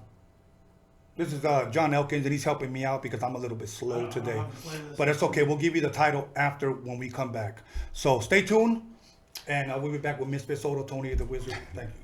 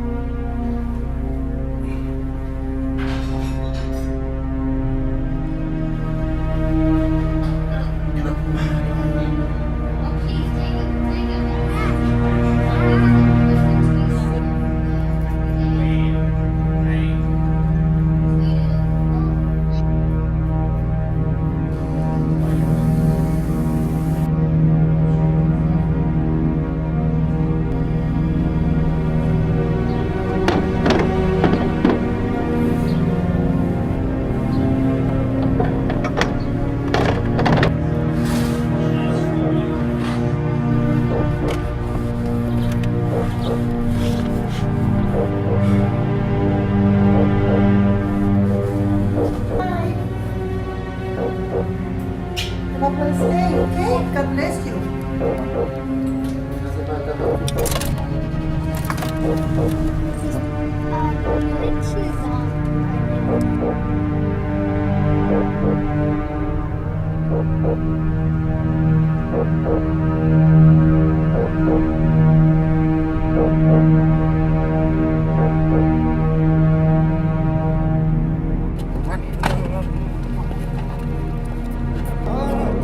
Sorry. Play it again. No. Sorry. Thank you.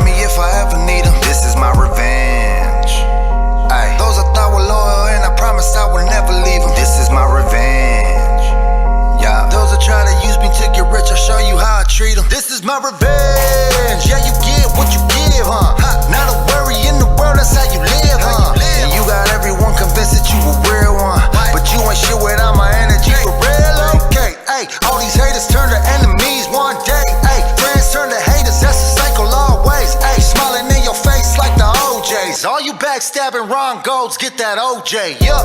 This affair wanted to the lame-os. Tryna dip into the sauce like a Lado. Watch too many gangster movies in your day though.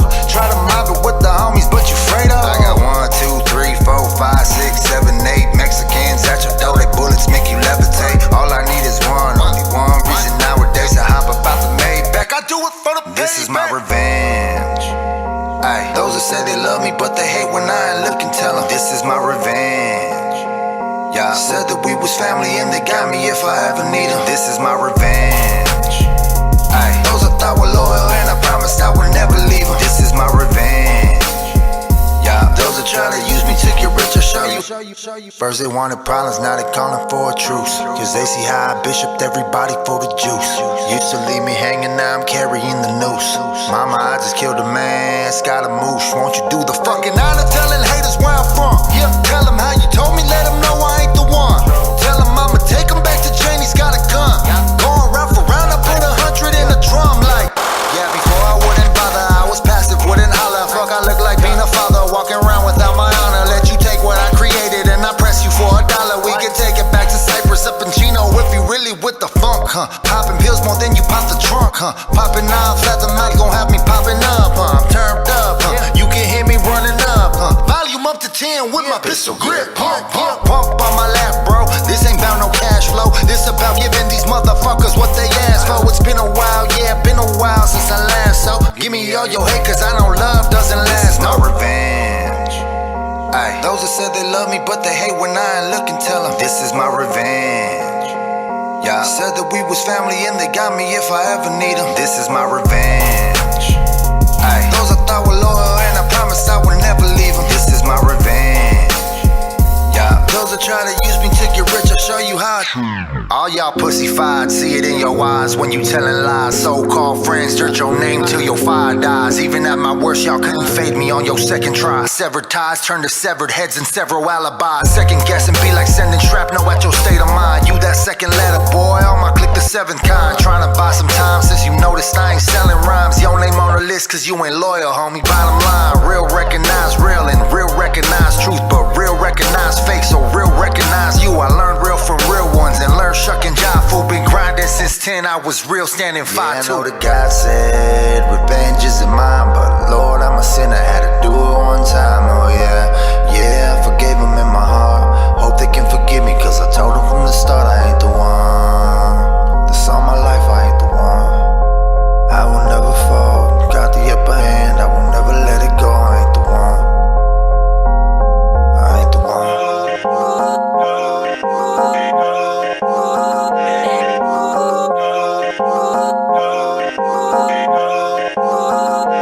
Everything is alright now. Everything is alright now. Everything is alright now. Yeah, everything is alright, right now. Right now. Right now.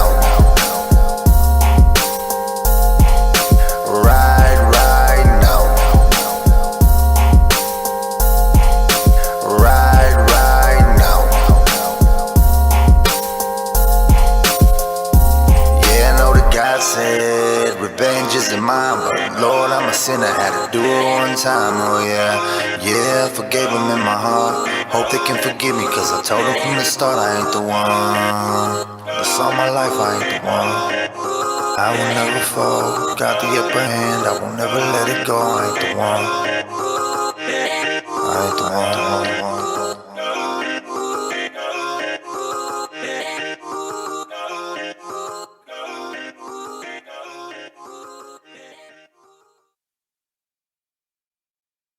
And we heard about this young kid from the Harbor area named Tony A.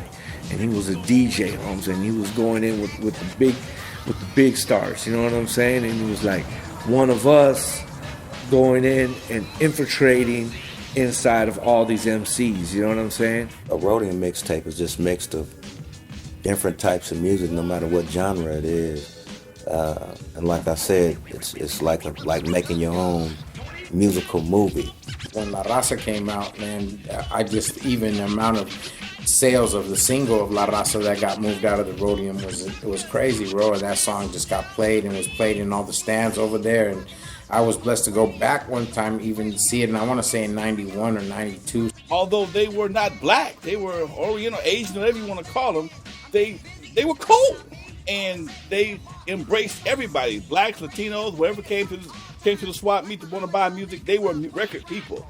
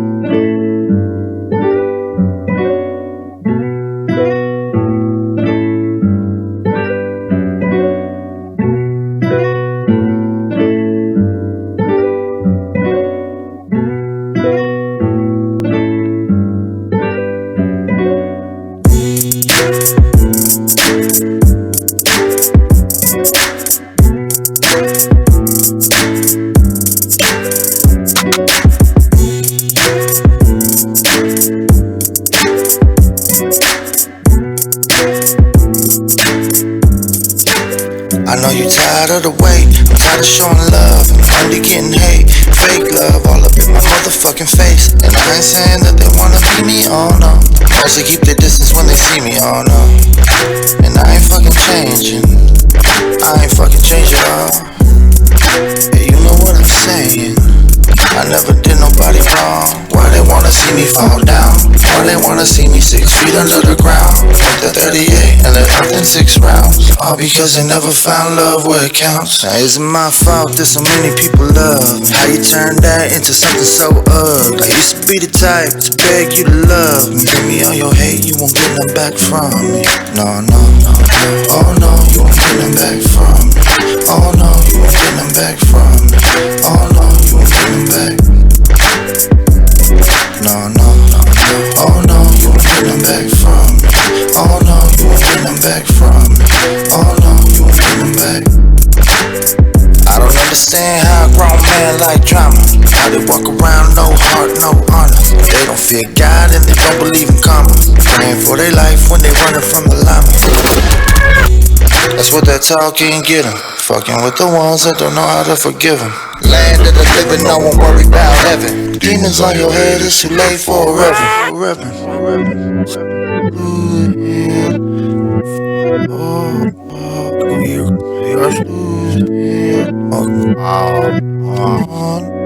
Envy will destroy you, greed will control you. Go around, come around. No mercy shown to you, no. Oh no, you won't get them back from me. Oh no, you won't get them back from me. Oh no, you won't get them back. No, no, oh no, you won't get them back from me. Oh no, you won't get them back from me. Oh no, you won't get them back. Oh no, you won't get them back from me. Oh no, you won't get them back from me. Oh no, you won't get them back. No, no, oh no, you won't get them back from me. Oh no, you won't get them back from me. Oh no, you won't get them back. I know I'm big when we don't have my name. I know I'm big when we don't have my name. I know I'm big when we don't have my name. I know I'm big when we don't have my name. I know I'm big when we don't have my name. I know I'm big when we don't have my name.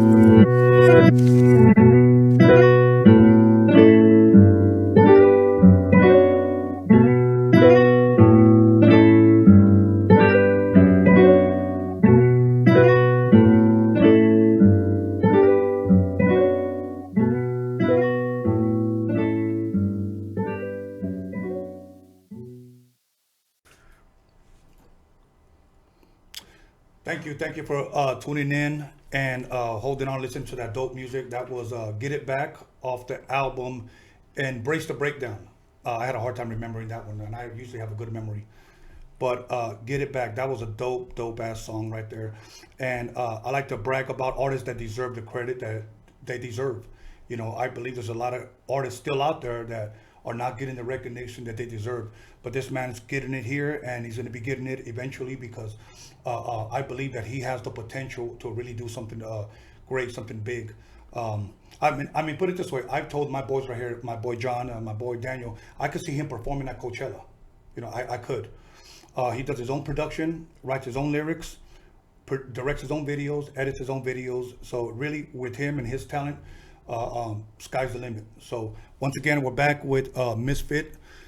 So when we ended, I had asked you about Night Owl. Yeah. And so it was a Facebook thing going back and forth. Yeah, it was.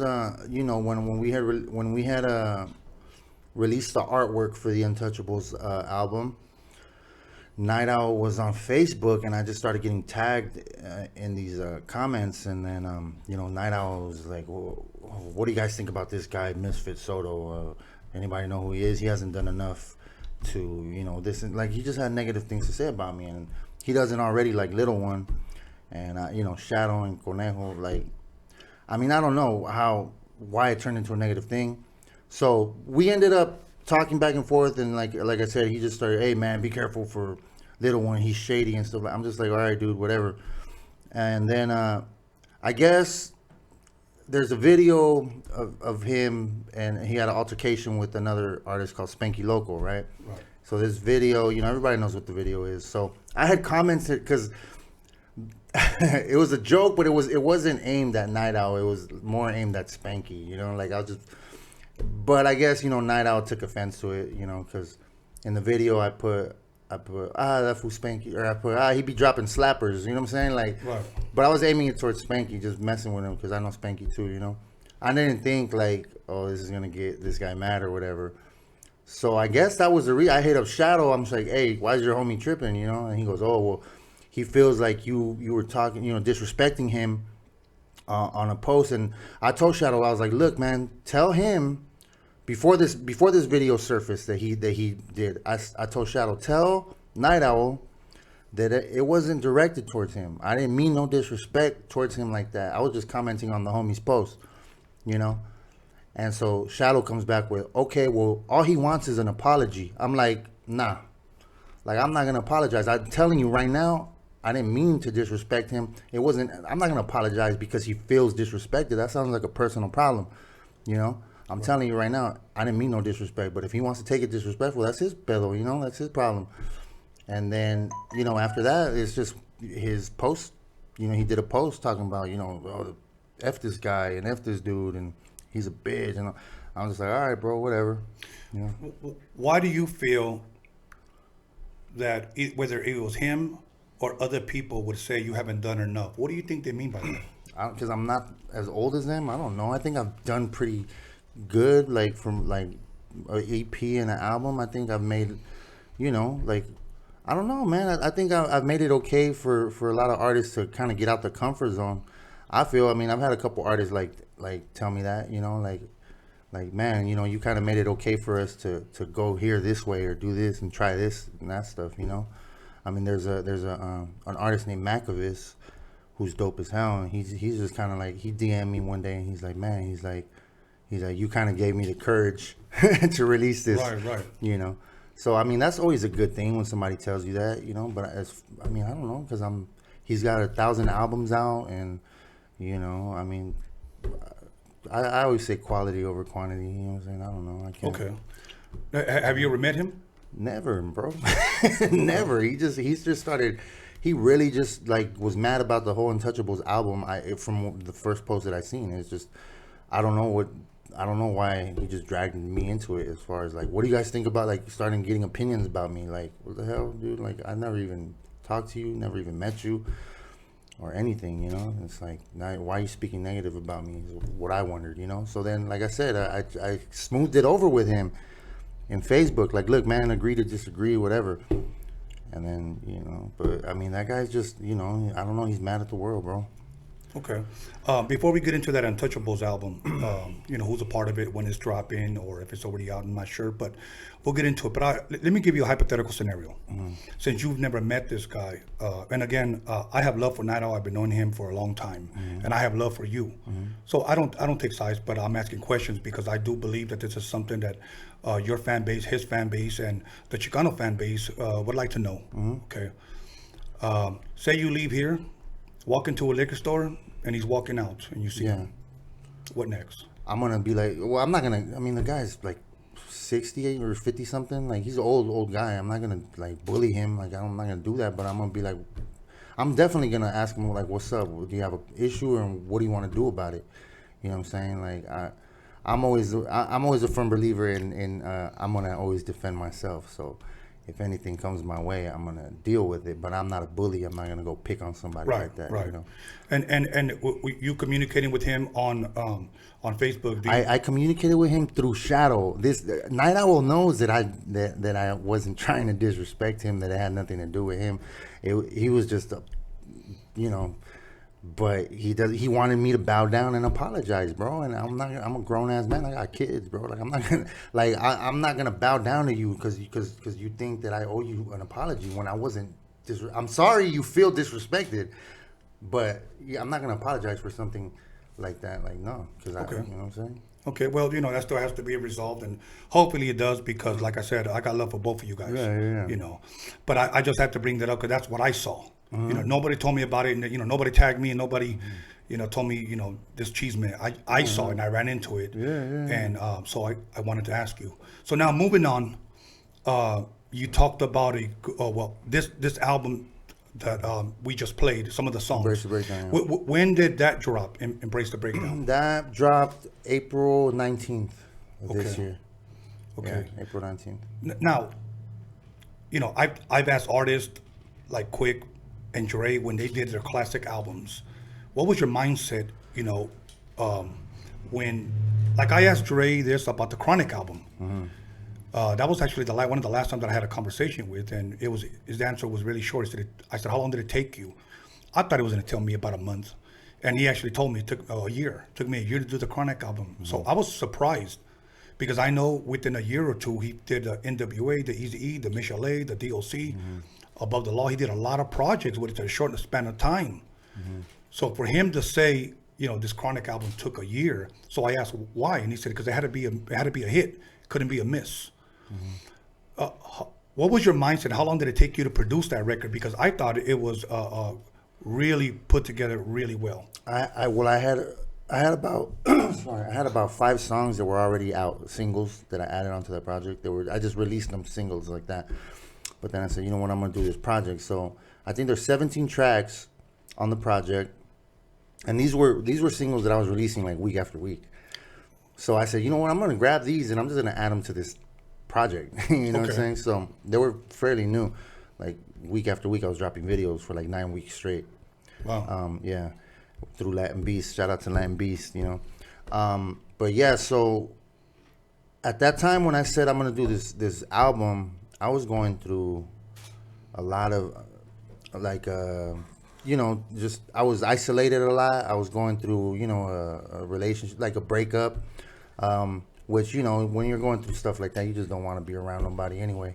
And then I was going through stuff with homies that I thought would be down and ride for you type of shit, and really just kind of like, all of a sudden it's like, dude, like, are you really subliminally like talking about me right now, or like, are you really like, saying that I'm too much in my, and instead of being like, hey homie, what's wrong? You good? They get on social media, oh, someone's in their feelings. You know what I'm saying? Like shit, like, and I'm just like, wow. So then I go from like having a full studio of motherfuckers to like looking around one day and it's just me. Yeah. And that's usually when some of the best stuff comes. Oh yeah.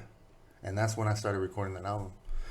I went in there and I finished it up I did about 12 songs, about 2 months.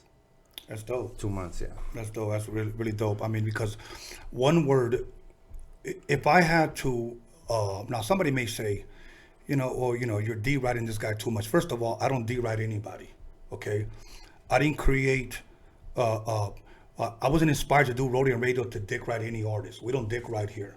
But what we do here is we give people their proper credit, their respect that they're due. You know, I don't watch a lot of podcasts, and I don't watch a lot of interviews simply because many times you have the interviewer just dick riding the artist, tell them how great and how awesome.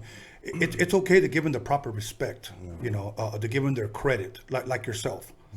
And if somebody were to ask me, describe that album with one word, I would say hypnotizing, and I'll tell you why. Because there would be times that I'd wake up in the middle of the damn night and that song was playing in my head. I'd wake up in the morning and the song was playing. You know, I would be at the gym, and usually I don't work out to music. But I throw on my headphones and play that album. You know, there was even a point that I had to stop listening to the album because I was listening to it like every damn day. You know, and usually in my car, I'll be honest with you, I play classical music. I try not to listen to rap, but I don't really consider your stuff so much rap.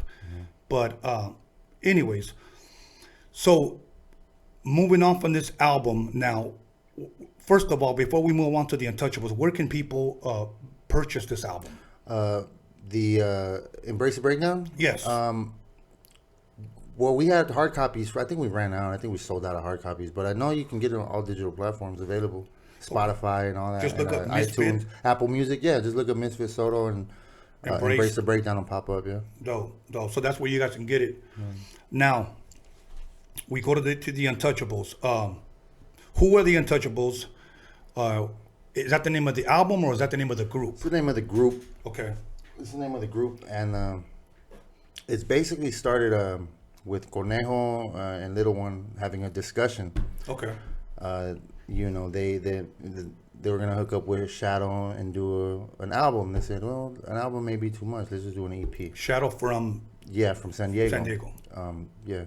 So they just talked about Conejo. You know, hit me up one day. He's like, hey, dude, you want to do this project? I'm like, all right, cool. Then Little One hit me up. Well, Conejo got me a set on the Latin Lockdown, which Little One was putting together. So Conejo's like, hey, fool, I got you a show. You want to perform? I'm like, hell yeah. All right, let's do it. And then from there, I met Little One. So they had already talked, and then Little One came at me, and he's like, hey, man, did Conejo talk to you about the Untouchables, or the project that we wanted to do? I was like, he mentioned something about it, yeah. And then, you know, so me and Little One started, you know, getting more in depth into the conversation. And then we just all, you know, got in contact and connected and just set up a day. And, you know, I did a lot of preparing for the day of, and we knocked it out. And one day when they came, we just knocked out the whole project. Now, when you say the whole project, you're talking about like 6 songs. 6 songs, okay. In about 4 hours, yeah. So would that be an EP or? EP. Oh, okay. Yeah, Okay. it's an EP. Is that already released? Yeah, it's released. Any videos? Yeah, there's one on the way. We just finished filming one. Well, we finished filming it, but then we decided to add some more like B-roll footage and stuff like that. So we did a little bit more filming, but that's already done. Should be out soon, within the next week or so, I believe. Okay. But that's for the song Throne. But yeah. Throne. So once again, it's you, Conejo, and Little One. And Mr. Shadow, yeah. And Mr. So there's 4 Untouchables. Okay. And as far as the production, who did the production on this? I did all the production. All the production? Okay. That's dope. I can't wait to hear it, man, because like I said, I love your production. You know, I've been producing for a long time. I've had the opportunity to work with people like Tina Marie and Cypress Hill, Mello, High C, and Quick and those guys.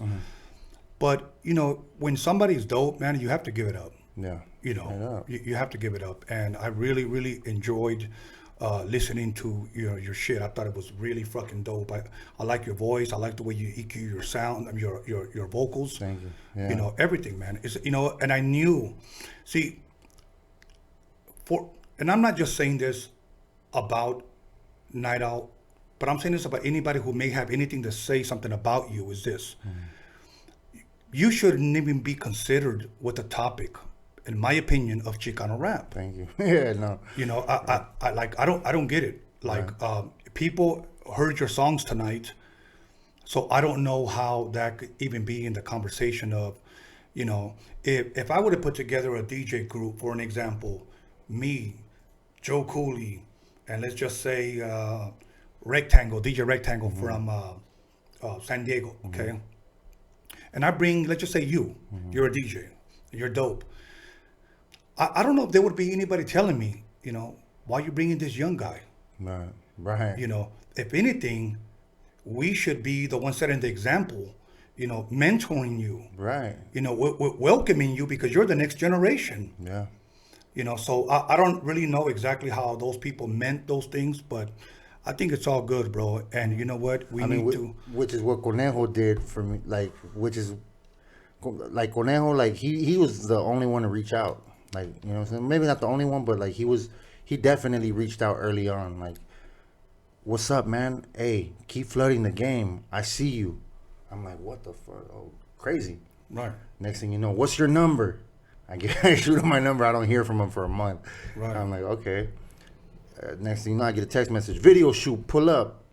Oh, when? Tomorrow. It's like 12 o'clock at night. Wow. I'm like, all right, shit, where at? You know, he shoots the address. I show up. It's a video he has with Miss Crazy, him and Miss Crazy. And right there, it's like when I seen him, it's just he gave off the vibe. Like you kind of knew him for like a while. So fucking like humble and like, what's up, fool? And from then on, it just our relationship got you know, real solid on some artist shit, some music shit, and you know, now to the point where he's like a big bro. You know what I'm saying? He's really like doing a lot for me as far as, you know, giving me opportunities, you know, networking. You know, I'm meeting the right people through opening him. doors. Yeah, of course, and it's great. You know what I'm saying? Like he's really like somebody that, like, you know, he doesn't even talk about shit like that, but he does it. It's mostly the guys that talk about it that don't do it. He doesn't mention shit like that at all, but he's the one doing that shit. Do you think that there were people possibly upset because they chose you and maybe they didn't go with somebody else who's been in the game possibly longer? Possibly. I mean, I could see why, you know, maybe some people got upset at that, but, you know, like Conejo says, I mean, we don't give a fuck.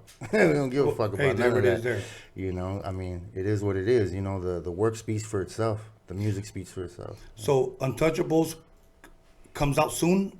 It's out. Okay, it's out. All right. And where can people hear this or buy this at? Right. Well, it's on Apple, on iTunes and Apple Music, or, you know, just all digital platforms. It just hit all digital platforms. It was a little slow at first. Like, I think it was only available on Spotify, but now it's available everywhere. Okay, so Embrace the Breakdown and Untouchables album are now out. The only thing we're waiting for is possibly just a video. Yeah, the video's coming out soon. Yeah, that's dope. I can't wait to see that, man. You know, I know that we can chop it up here a lot longer, but if there's anything else other than these projects that you want to push or mention or shout out, do that now, man. Okay, so what I'm doing is it's like a little goal of mine or journey that I want. I'm calling it the empowerment of Chicano youth, right? What I'm doing is I'm giving free classes to, you know, youths from the age 10 to 16 at my studio where I'm at, you know, for Chicano kids. You know, parents, you know, make sure to get at me and so I could RSVP you, because it's not a big studio, but I want to do it, you know, to start. I wanted to get a spot. I didn't have a spot. I didn't have the money for a spot. I didn't have the money for the application fees and all that. So I'm just doing it at my studio. Fuck it. So I'm gonna give free classes, teach kids how to sample vinyl, you know, how to make beats, how to record, how to mix, how to, you know, basically, you know, try to give them a sense of, you know, when they're growing older, like they can be professionals and, you know, not, like, really have something to look forward to. Maybe spark something in these kids, man. And I'm doing that twice a month, starting next month. I've already had a couple of parents DM me and RSVP, so make sure if you guys are interested, DM me with your name, your kid's name, and then I'll give you all the information. But it's gonna be, you know, like 2-hour class. I'm gonna have different artists come in, you know, record a verse, and then I'm gonna let the kids, you know, mix it on their own. You know what I'm saying? But it's gonna be cool, man. And I wanna give you know, the kids a chance to at least be able to express themselves. Giving something to the new generation that things like Conejo's doing for you now, in a sense. Yeah, straight up. I just want to teach them, you know, I mean, and these times are crazy. These times, a lot of races, like all the racists are coming out. They're really they're coming out. Like, it's really crazy. Like, it's okay.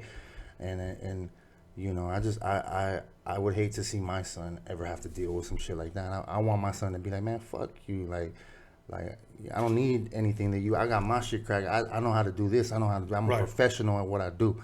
So, you know, that's what I want to do for the kids. You know? So, embrace the breakdown, the Untouchables, and then these new classes. I don't know if you call them classes. Yeah, they're classes. You know. Yeah, please get at Misfit. They're free. They're free for free for kids like ages 10 to 16, male or female, don't matter.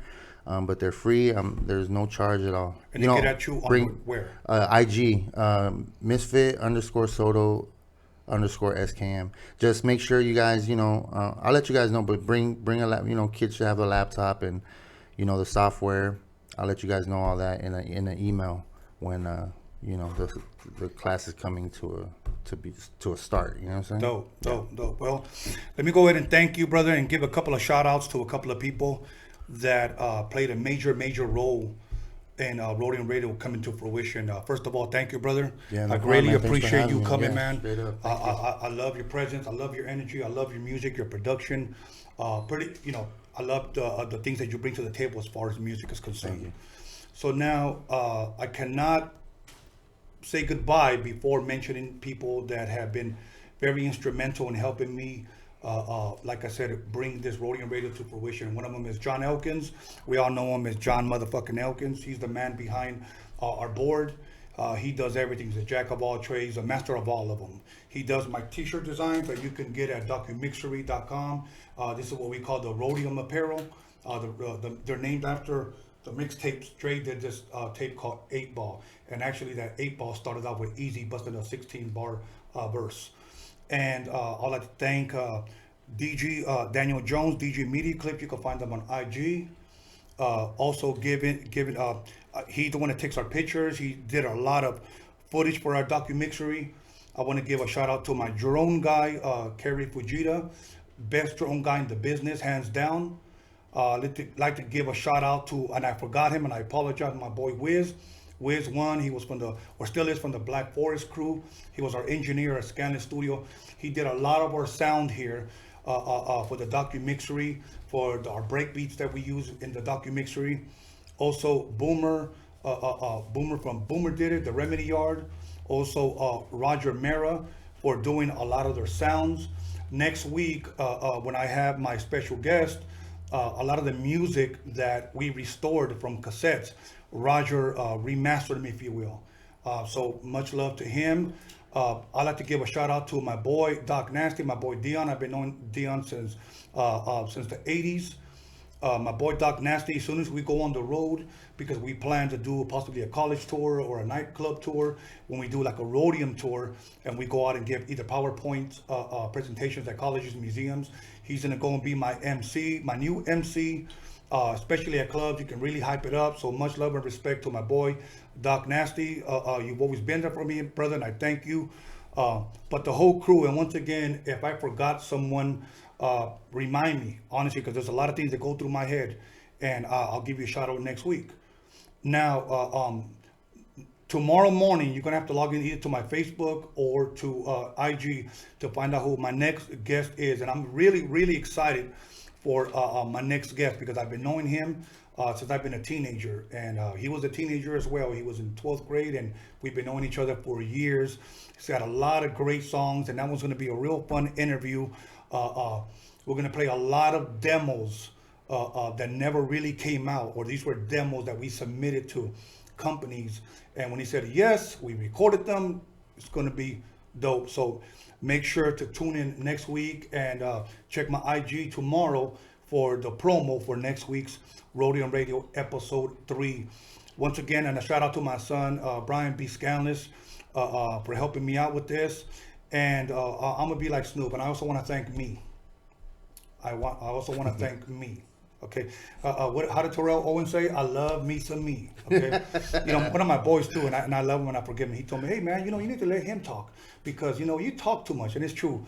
I love to talk a lot, like I am now. So let me go ahead and close it out now. So we're gonna close it out with 2 more songs off the Embrace the Breakdown. By the way, that's a dope ass name. And the last song, if I'm correct, I think is Hellraiser. The first song, I'm not sure which one we have lined up, but these were our favorites. We picked out these 6 songs off that album. So once again, go to his platform, look up Misfit Soto, Embrace the Breakdown, and Untouchables. Be looking out for that video. Once again, thank you, Rhodium Radio. Steve YANO, rest in peace. Thank you, Susan, for everything. And y'all stay blessed. God bless. See you guys next week.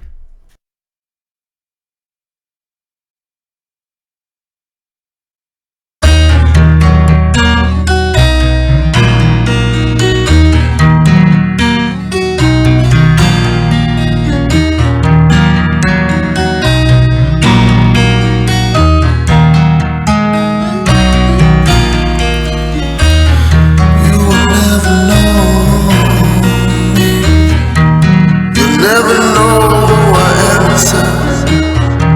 Everything you showed me was all a lie, was all a lie. Ooh, baby, who you loving now? Ooh, baby, won't you slow it down? You will never know me. Never know who I am inside.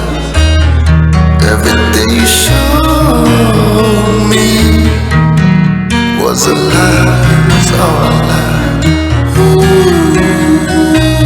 you love me now. Ooh, baby, won't you slow it down? Slipping into darkness.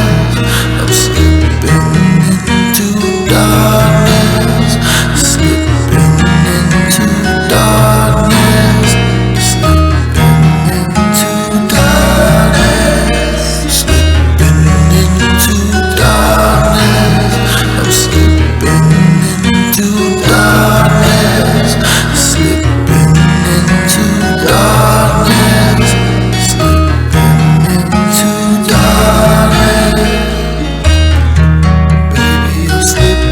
Slipping away. I know I can't make it stay. No, I'm all in your way. 'Cause yours already gone astray.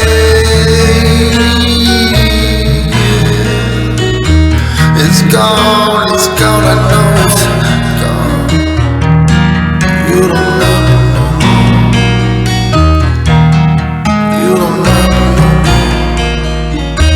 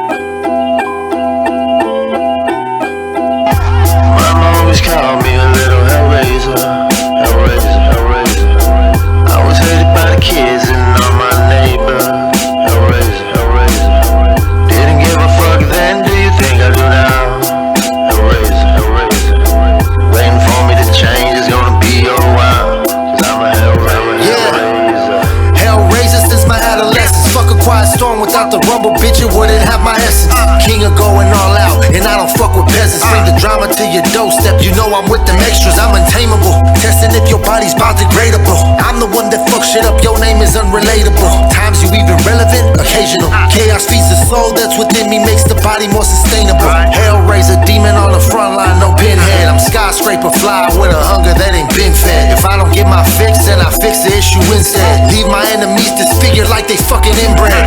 And this all started in the days of elementary, continue to adulthood and led to penitentiaries. If you ain't with me, you an enemy. SKM running shit, no one fucking with our energy. Mama always called me a little hellraiser, hellraiser, hellraiser. I was hated by the kids and all my neighbors. Hellraiser, hellraiser. Didn't give a fuck then, do you think I do now? Hellraiser, hellraiser. Waiting for me to change, it's gonna be a while.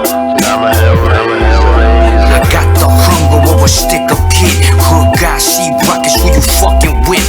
And Stomper, yeah, that's my ace. When Soto cooking up, he put us in this place. And no motherfucker, I don't need nobody. I've been the king, through the flow, been rowdy. Shit, yowie, to the fucking barrel. I do this for the guy, it's not a Christmas carol. I check Uno with the counter strike. I'm a sniper, got you in my sight. Night, night, night, night. Player no remorse. The tables turn quick, I align with force. Mother, forgive me for what I put you through. When I was on the run, so was you. Reign of chaos, some say I'm lost. Till this SK mob on the fucking boss. Mama always called me a little hellraiser, hellraiser, hellraiser. I was hated by the kids and all my neighbors. Hellraiser, hellraiser. Didn't give a fuck then, do you think I do now? Hellraiser, hellraiser. Waiting for me to change, it's gonna be a while. I'm a hellraiser, hellraiser. Yeah, I grew up a fucking screw up. Sniffing that coke, blowing blunts and sipping liquor till I threw up. Looking for parties I could shoot up. Pistol grip pump, start to dump on any jump soon as I pull up. I throw the new up, cruise up and collect the mail. I'm out on bail, I sit fresh about the county jail. Found this trap, possession with intent to sell. I'm raising hell, known to kick up dust and rebel. So now I hear the hounds of hell trying to chase me down. I'm certified, ride or die for that new town. Sick like a pimp when I drew down. And booyaka, booyaka, motherfuckers, you get blew down. So what the fuck you wanna do now? I quit the blast your stupid ass and keep my cool up in a shootout. And if you ain't, get the boot out. I'll peel your cap fucking back just like I pull your riding tooth out. So simply empty all your loot out. The contract killer rat, if I come back, I'm taking you out. I take your whole fucking crew out. A crooked cop sitting blind on how to take my fucking goons out. Fool, it's the newest music group out. SK to the air troop, rolling with that fool scale. I spark a blood so I can cool out. I'm smoking battle with the devil on the level, get swooned out. Mama always called me a little hellraiser, hellraiser, hellraiser, hellraiser. I was hated by the kids and all my neighbors.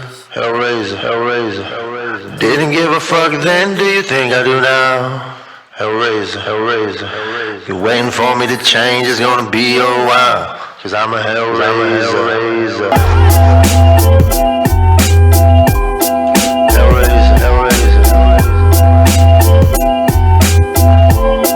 Hellraiser, hellraiser.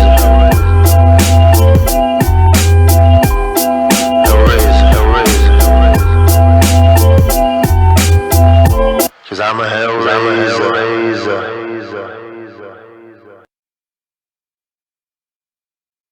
The Rhodium Swap Meet mixtapes had a huge impact on hip-hop and the hip-hop culture because it was different. The mixtapes out of the Rhodium Swap Meet in the 80s, early 90s, formed gangster rap. You know, the people who want to tell the story don't know the story. They don't know who to talk to. Man, like the NWA and Eazy-E music hit the Roadium Swap Meet mixtapes first. I can feel it. I've overcome. I'm rocking shit at the Rhodium. Can you hear it? The taste from Steven. Rocking from the morning to the evening. Dr. Dre is here, so it's time to move. Or I'm gonna have to pump up the volume. You know it's legit. The Dre is so rockin' shit. Can you feel it?